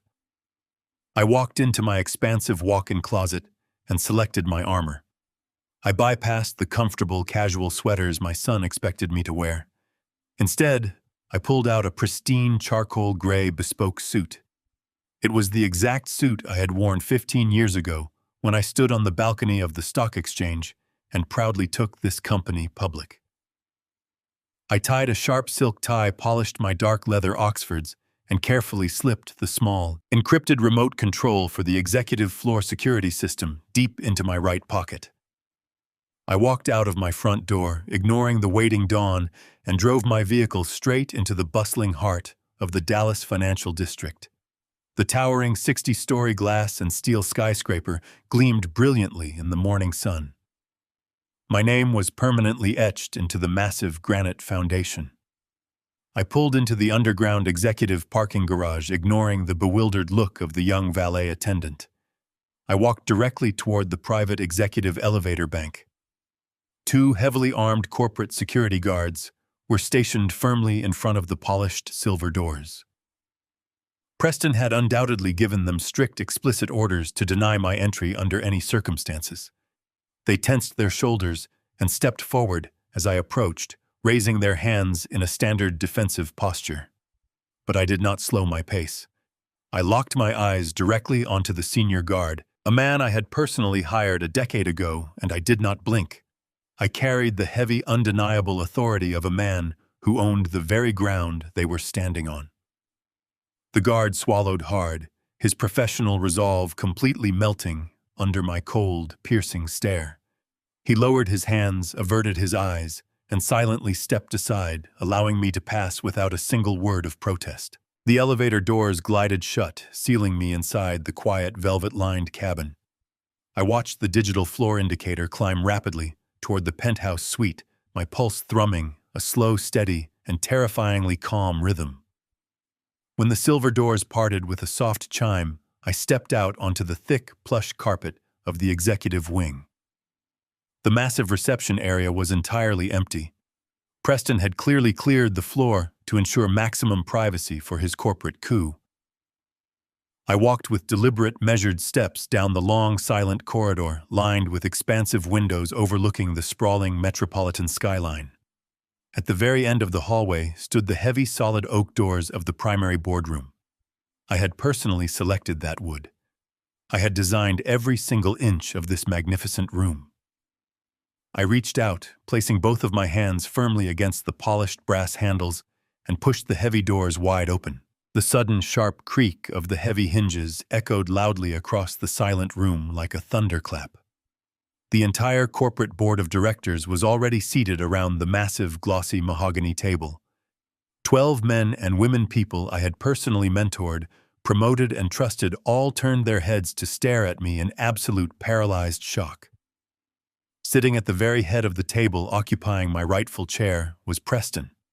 He was dressed immaculately in a dark navy suit, his hair perfectly styled. Resting squarely on the polished wood directly in front of him was a thick stack of medical documents. I recognized the distinct heavy paper stock immediately. It was the fraudulent involuntary committal evaluation Dr. Sterling had viciously filled out in my living room just hours ago. Preston looked up, his face instantly draining of all color. For a fraction of a second, I saw the raw, unadulterated terror flashing wildly in his eyes. He knew I was supposed to be completely neutralized by now. But he was a master manipulator, and he quickly recovered his composure, forcing a mask of deep, agonizing sorrow onto his face. He slowly stood up from the heavy leather chair, holding the fake medical documents in his trembling hands. Adopting a tone of profound, heartbreaking pity, meant entirely for the benefit of the watching board members. "Dad, what are you doing here?" Preston asked, his voice dripping with a thick, sickeningly sweet layer of manufactured empathy. He took a slow, cautious step around the side of the long table, holding his hands up with his palms facing outward, treating me exactly like a confused, highly volatile patient who had managed to wander out of a locked medical ward. "You really should not be here right now. You are not well, Dad. Your condition has deteriorated so rapidly overnight. The board of directors and I are just trying to protect your beautiful legacy before things get any worse." He turned his head slightly, offering a pained, tearful glance to the senior board members, successfully selling the tragic narrative of a loving son forced to make a terrible, heartbreaking medical decision. "We have a specialized medical transport vehicle waiting quietly in the secure loading dock downstairs," Preston continued, speaking to me in a slow, patronizingly gentle rhythm. "The doctors are ready to take you to a wonderful, comfortable facility where you can finally get the professional help you desperately need. We are doing this because we love you, Dad." Preston raised his left hand and snapped his fingers sharply. The secondary side doors of the boardroom immediately swung open. 4 massive uniformed private security contractors stepped heavily into the spacious room. They were not my standard corporate guards. They were highly aggressive, heavily muscled mercenaries Preston had clearly hired from an outside firm to handle my forced extraction. They moved swiftly into a tight tactical formation, spreading out to completely block the primary exit. They stared at me with cold, emotionless eyes, just waiting for the final command to step forward, physically restrain me, and aggressively drag me out of my own building. The powerful board members shifted uncomfortably in their expensive leather chairs, most of them guiltily looking down at the table, entirely unwilling to meet my intense gaze. They had swallowed Preston's lie completely. They were entirely prepared to watch me be hauled away into the darkness. Preston offered a deeply dramatic sigh of resignation. "Please, gentlemen," he instructed the guards with fake sorrow. "Escort my father to the transport vehicle. He does not understand what is happening." The massive guards stepped forward in perfect unison. I did not flinch, and I did not resist. Instead, I stood still, allowing a cold, terrifying smile to spread across my face. I reached into my pocket and pulled out the remote. I pressed the red button. Heavy deadbolts instantly slammed into place. I locked the doors completely, trapping everyone inside. The heavy electronic deadbolts engaged with a sharp, echoing snap that reverberated across the cavernous boardroom. The 4 massive security contractors immediately stiffened their hands, dropping toward their tactical belts, but they were trapped. They were locked inside a corporate fortress, with no simple manual override, entirely at the mercy of my security clearance. The 12 board members shifted nervously in their plush leather chairs, exchanging confused, frantic glances as the reality of the situation slowly began to dawn on them. This was no longer a quiet, tragic medical intervention. It was an ambush, and the prey had just seized complete control of the battlefield. I slipped the small remote control back into the inner pocket of my tailored charcoal suit and took a slow, deliberate step toward the long mahogany table. The room was absolutely silent, save for the hum of the climate control system and the sound of my polished leather Oxfords striking the floor. I did not look at the mercenaries. I kept my gaze locked entirely on my son. Preston was standing at the head of the table, his knuckles turning stark white as he gripped the edges of the polished wood. The mask of manufactured sorrow had completely melted away, revealing the raw, unadulterated panic of a cornered animal. I walked past the row of trembling executives and stopped directly across from him, projecting the unwavering authority of a man who had built this empire from nothing.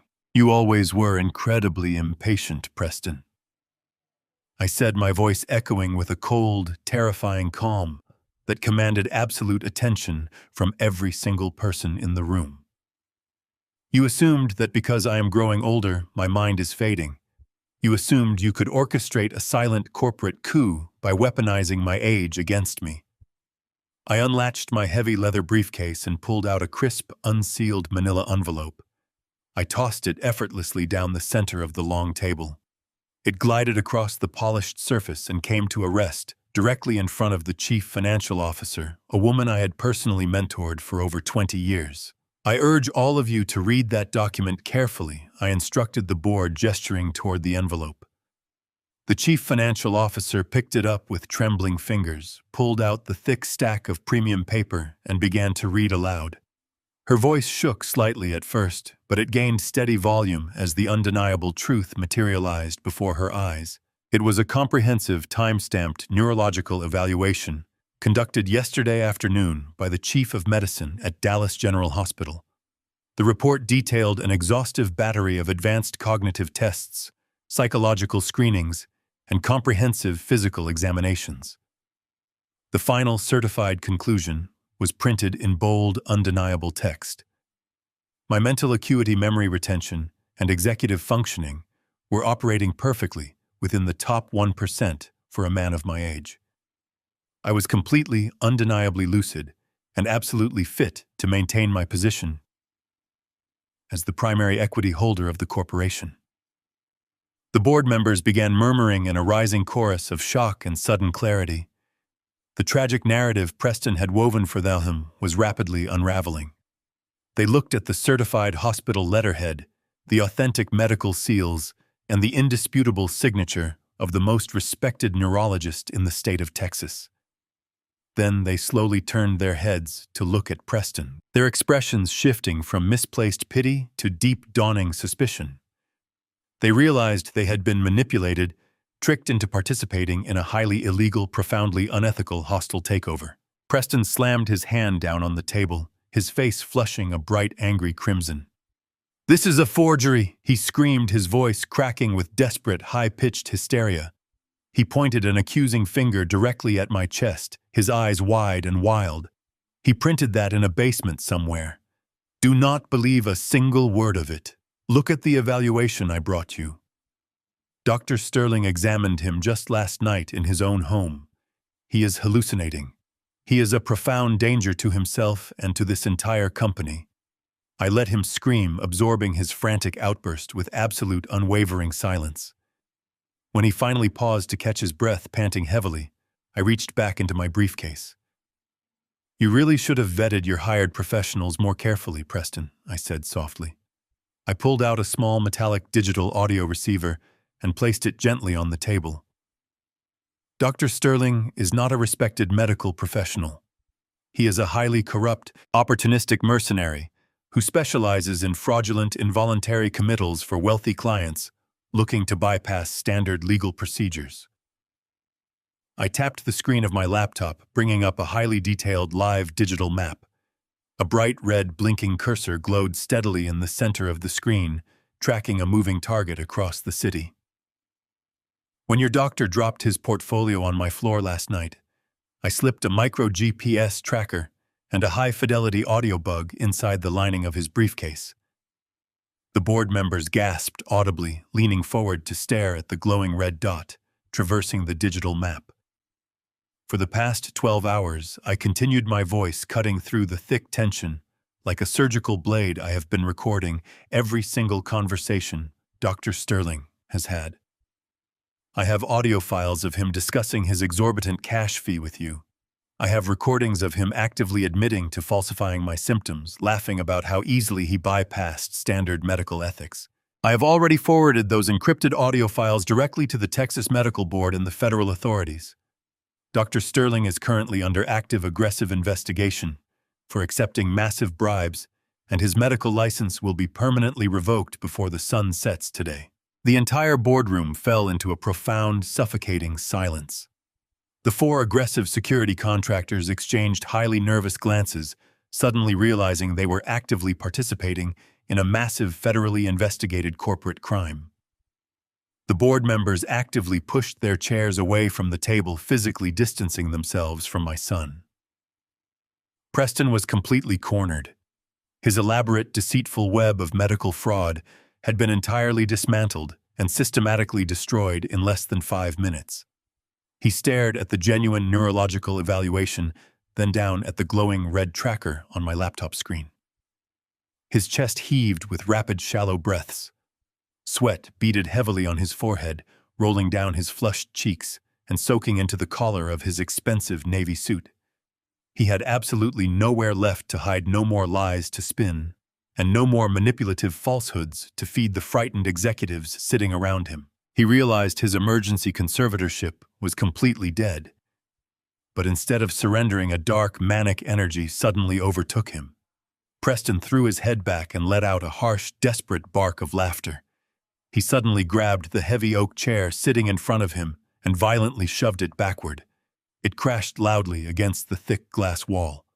He slammed his fist furiously onto the mahogany table. "It does not matter," he screamed, his voice echoing with absolute terrifying madness. "Your shares are completely locked. The bank officially executed the margin call this morning. The ruthless syndicate is taking absolutely everything.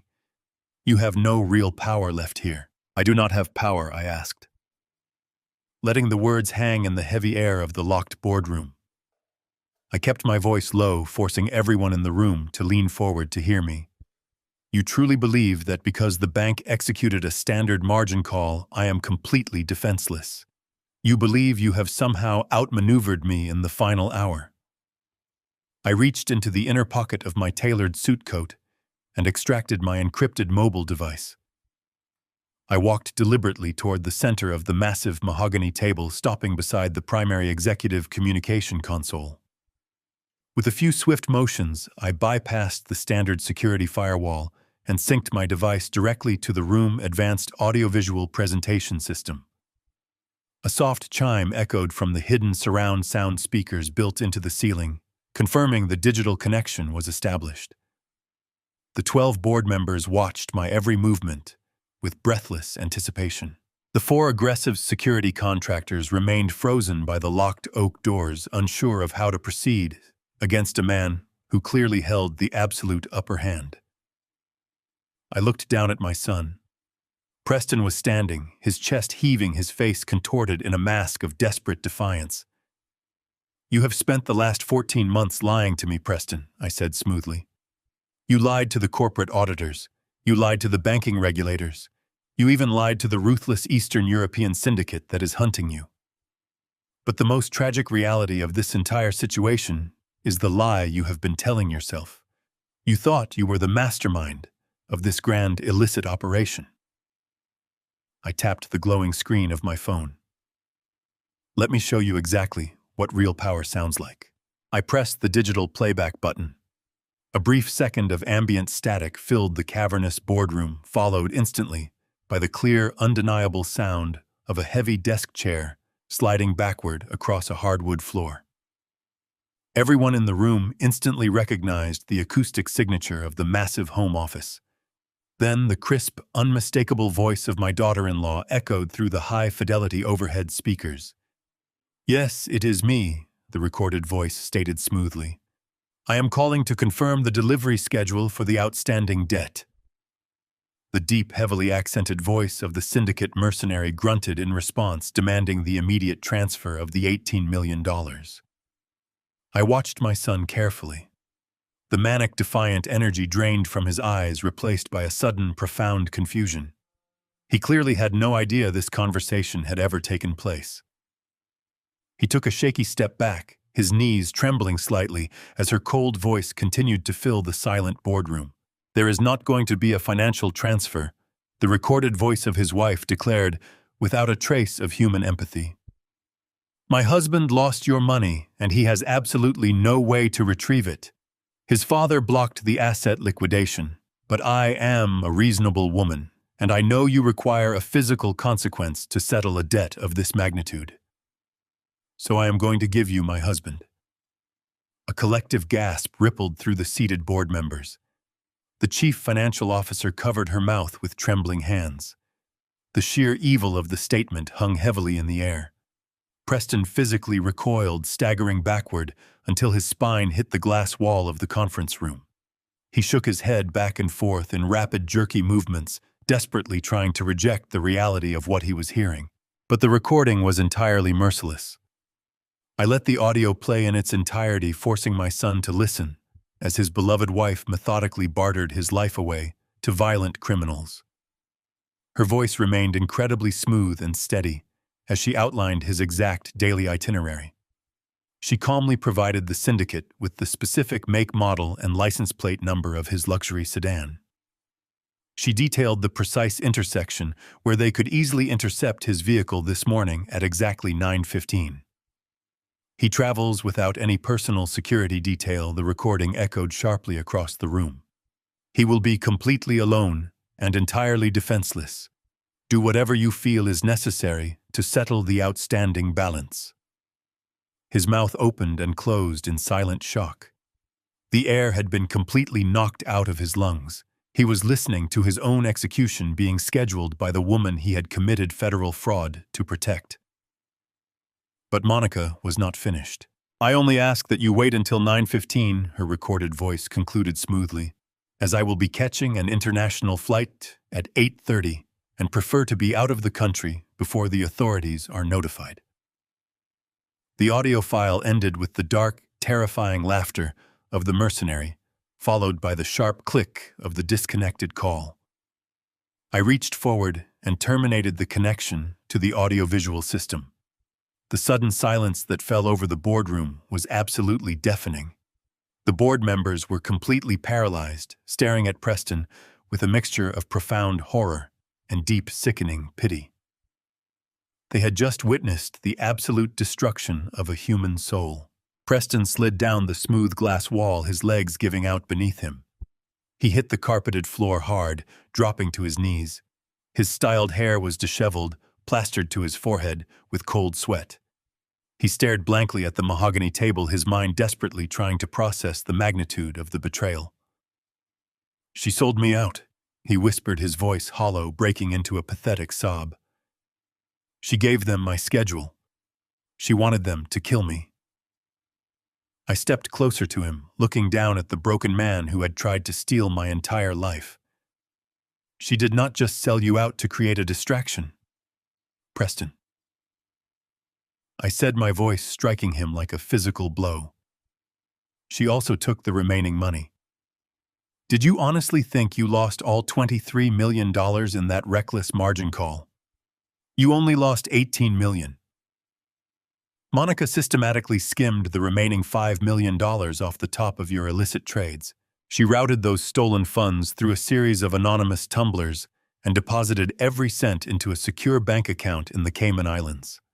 That flight she mentioned on the recording was a one-way first-class ticket on an Emirates flight to Dubai. She used you as a disposable pawn, Preston. You took all the incredible legal risks, you forged my signatures, and you made yourself the primary target for the syndicate. She waited for the perfect moment to cut the anchor and run with the cash. Preston let out an agonizing wail of pure despair, burying his face in his trembling hands. The grand conspiracy he built turned out to be a lethal trap designed specifically for him. Suddenly, the heavy oak doors of the boardroom were violently forced open from the outside. The locked deadbolts shattered with a deafening crash as an armed tactical team stormed into the room. Bright red and blue police lights began flashing through the towering floor-to-ceiling windows, painting the terrified faces of the corporate board in chaotic spinning colors. Preston remained on his knees, sobbing uncontrollably into his hands entirely broken. The heavy boots of the tactical agents pounded against the plush carpet as they flooded the expansive boardroom. Their matte black uniforms and tactical vests stood in stark, jarring contrast to the terrified executives cowering in their bespoke suits.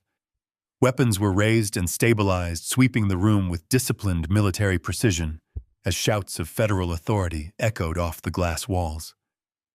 The 4 private security contractors Preston had hired instantly dropped their weapons and fell to the floor, interlacing their fingers behind their heads in absolute surrender. They recognized immediately that they were entirely outmatched and entirely implicated. The 12 board members remained frozen in their leather chairs, holding their hands high in the air, their faces pale masks of pure, unadulterated terror. They were brilliant corporate strategists, but they possessed absolutely no defense against an armed federal raid. I remained standing perfectly still at the center of the mahogany table, my hands resting calmly at my sons. I watched the organized chaos unfold with a cold, detached satisfaction.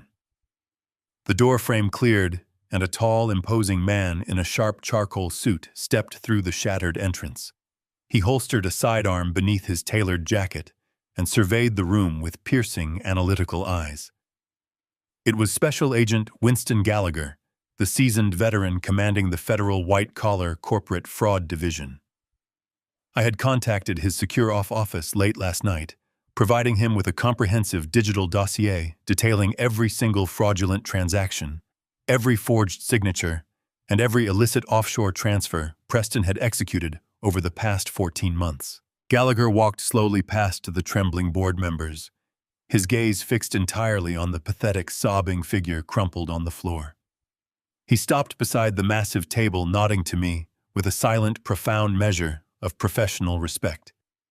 "You made our job significantly easier this morning," Harrison Gallagher stated, his voice resonating with deep, undeniable authority. "Your son has been exceptionally careless. We have been monitoring the Eastern European Syndicate for 3 years, trying to map their financial architecture. When they dispatched a surveillance vehicle to physically tail you yesterday afternoon, our undercover teams intercepted their communications. They were foolish enough to use unsecured cellular networks to discuss the $18 million deficit. That single tactical error allowed my cyber division to trace the digital money trail directly back to your corporate servers, exposing the entire laundering network before sunrise." Preston gasped, a strangled, wet sound tearing from his throat. He slowly lowered his hands, revealing a face completely distorted by absolute panic and profound despair. He finally understood the catastrophic magnitude of his failure. He had not just triggered a standard corporate audit. He had single-handedly handed a massive, ruthless international crime syndicate directly to the federal government. The realization that the cartel would undoubtedly hunt him down even inside a maximum security federal prison shattered the final fragile remnants of his sanity. He let out a horrifying, agonizing shriek and began to crawl across the plush carpet. He dragged his knees across the floor, abandoning every ounce of dignity he had ever possessed. He lunged forward, wrapping his trembling arms tightly around my right leg. He buried his tear-soaked face into the fabric of my trousers, gripping me as if I were the last solid anchor in a violently churning ocean. "Dad, please," he wailed, his voice cracking into a high-pitched, hysterical sob. "You have to stop them. You have to protect me. The syndicate will murder me. The federal agents will lock me away for decades. You built this company. You have power. You can hire the best defense attorneys in the world. You can pay the fines. You can fix this. Please, Dad, I am your only son. Do not let them take me away. I beg you. I will do anything you want. I will give up everything. Just save me." His pathetic, desperate pleas echoed off the glass walls, a sickening display of pure cowardice. I looked down at the weeping, trembling man clinging desperately to my leg. This was the exact same man who had confidently planned to lock me in a psychiatric ward for the rest of my natural life. This was the man who had laughed with his wife about stealing my legacy and destroying my mind. I felt absolutely nothing for him. The paternal bond that had guided my every decision for 40 years had been completely severed, replaced by a cold, impenetrable void. I reached down and firmly grasped his shoulders physically, peeling his trembling hands off my leg. I shoved him backward, forcing him to release his grip. "I taught you how to build an empire." "Preston," I said, my voice echoing with a chilling, absolute finality. "I taught you how to negotiate, how to strategize, and how to lead with integrity. But I forgot to teach you how to be a man." I took a slow, deliberate step backward, completely distancing myself from the wreckage of his life. "The law will have to teach you now." Preston stared up at me, his eyes wide and hollow, realizing that his final desperate manipulation had completely failed. He had burned the only bridge that could have ever offered him salvation. Gallagher gestured sharply with his right hand. Two heavily armored federal agents immediately stepped forward, grabbing Preston by his arms and hauling him roughly to his feet. He offered absolutely no physical resistance. His body hung limply between the agents, completely drained of all energy and defiance. The sharp, metallic click of heavy steel handcuffs ratcheting tightly around his wrists echoed loudly across the silent boardroom, finalizing his absolute downfall. The board members watched in stunned, horrified silence as the arrogant, power-hungry executive was unceremoniously dragged toward the shattered oak doors. As the tactical team began systematically securing the remaining executives for extensive questioning, Winston Gallagher stepped closer to the shattered doorway to monitor the extraction. He crossed his arms over his chest, his eyes scanning the chaotic scene in the hallway. Suddenly he paused, pressing two fingers firmly against the black communication earpiece tucked discreetly inside his right ear. He tilted his head slightly, listening intently to the encrypted frequency. A slow, grim smile began to spread across his seasoned face. He turned his head and looked directly at me, his expression hardening with a dark, promising intensity. The extraction team at the international terminal just radioed in. Gallagher announced, his voice carrying clearly over the ambient noise of the federal raid. "It appears your daughter-in-law encountered a significant complication at the priority boarding gate. Her flight to Dubai has been permanently delayed.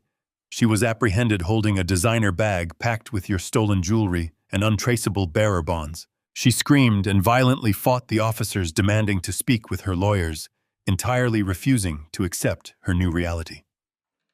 The syndicate mercenaries, waiting at the intersection, have also been neutralized. Your company is safe, your fortune is completely secure, and the two selfish people who sought to utterly destroy you will face the absolute unforgiving wrath of federal justice today." I took a deep breath, feeling the heavy weight lift from my tired shoulders. 20 miles away, inside the luxurious first-class lounge of the Dallas-Fort Worth International Airport, Monica was completely oblivious to the catastrophic collapse of her meticulously engineered plan. She sat comfortably in a plush leather armchair, holding a crystal flute of expensive champagne. A smug, victorious smile graced her lips as she glanced up at the digital departure board, watching the status of her flight to Dubai change to boarding. She reached down to smooth the pristine fabric of her designer traveling suit, entirely convinced she had successfully orchestrated the perfect getaway with millions of dollars in stolen corporate funds. But as she stood up to walk toward her gate, the illusion of her absolute victory shattered into a million jagged pieces. A highly coordinated perimeter of federal agents and airport security officers suddenly materialized from the surrounding crowd, completely blocking every possible exit path. Monica froze, the crystal champagne flute slipping from her manicured fingers and shattering loudly against the polished tile floor. Her smug smile vanished instantly, replaced by a mask of absolute paralyzing terror as the lead federal agent confidently stepped forward and firmly displayed his badge. They moved with swift, uncompromising precision. Before she could utter a single word of protest, two female officers secured her wrists, while another agent aggressively seized her expensive carry-on luggage. Inside the bag, they recovered multiple forged international passports, the heavily encrypted offshore banking ledgers, and the priceless family heirlooms she had stolen from my late wife. Monica screamed hysterically, demanding to speak to her attorneys, thrashing wildly against the officers as they marched her through the crowded terminal in handcuffs, completely dismantling her golden escape.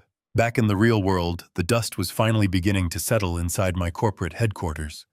I walked slowly around the massive mahogany table and calmly retook my rightful seat at the head of the boardroom.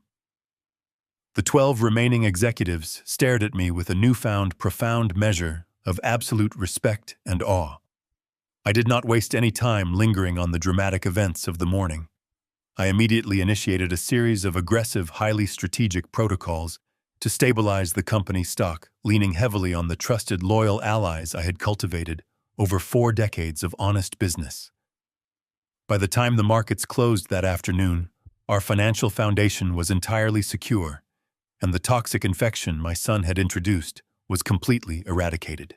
1 week later, I stood tall and proud in the center of a quiet family courtroom alongside Winston Gallagher. After reviewing the overwhelming mountain of evidence against Preston and Monica, the presiding judge did not hesitate for a single second. I was legally granted full permanent guardianship of my brave granddaughter, Lily. Using my corporate authority, I permanently revoked every single trust fund and financial asset that had previously belonged to my son. I transferred that massive wealth directly into an ironclad, heavily monitored educational and security trust designed exclusively for Lily. She would never have to worry about anything ever again. After leaving the courthouse, I drove my car to the quiet, rolling green hills of the city cemetery. The afternoon sun cast long, peaceful shadows across the manicured grass as I walked toward the beautiful marble headstone marking the resting place of my beloved Beatrice. I knelt down slowly, placing a warm hand against the smooth, cool stone. I whispered softly into the gentle breeze, telling her that the house was finally clean and our legacy was fully protected. I thanked her for giving Lily the sharp, undeniably brilliant instincts that had ultimately saved us all. I promised to spend the rest of my days making sure our brave granddaughter grew up knowing the true value of unconditional family love. I stood up and walked away, no longer feeling like a frail old man, but striding forward as a king who had successfully defended his castle. Never mistake silence for ignorance or age for weakness. The foundation of any lasting empire, whether a business or a family, is built on integrity, not greed. When we prioritize rapid wealth over the people who sacrificed to give us our start, we build our lives on a bed of sand. True power does not come from deception or manipulation. It comes from an unwavering commitment to the truth. Cherish those who genuinely protect you like Lily did, and remember that karma is often just the inevitable consequence of our own ruthless actions catching up to us in the end. Did this story of his ultimate revenge keep you on the edge of your seat? Have you ever had to outsmart a person who severely underestimated you? Let me know your thoughts in the comments section below. Please do not forget to smash that like button and subscribe for more.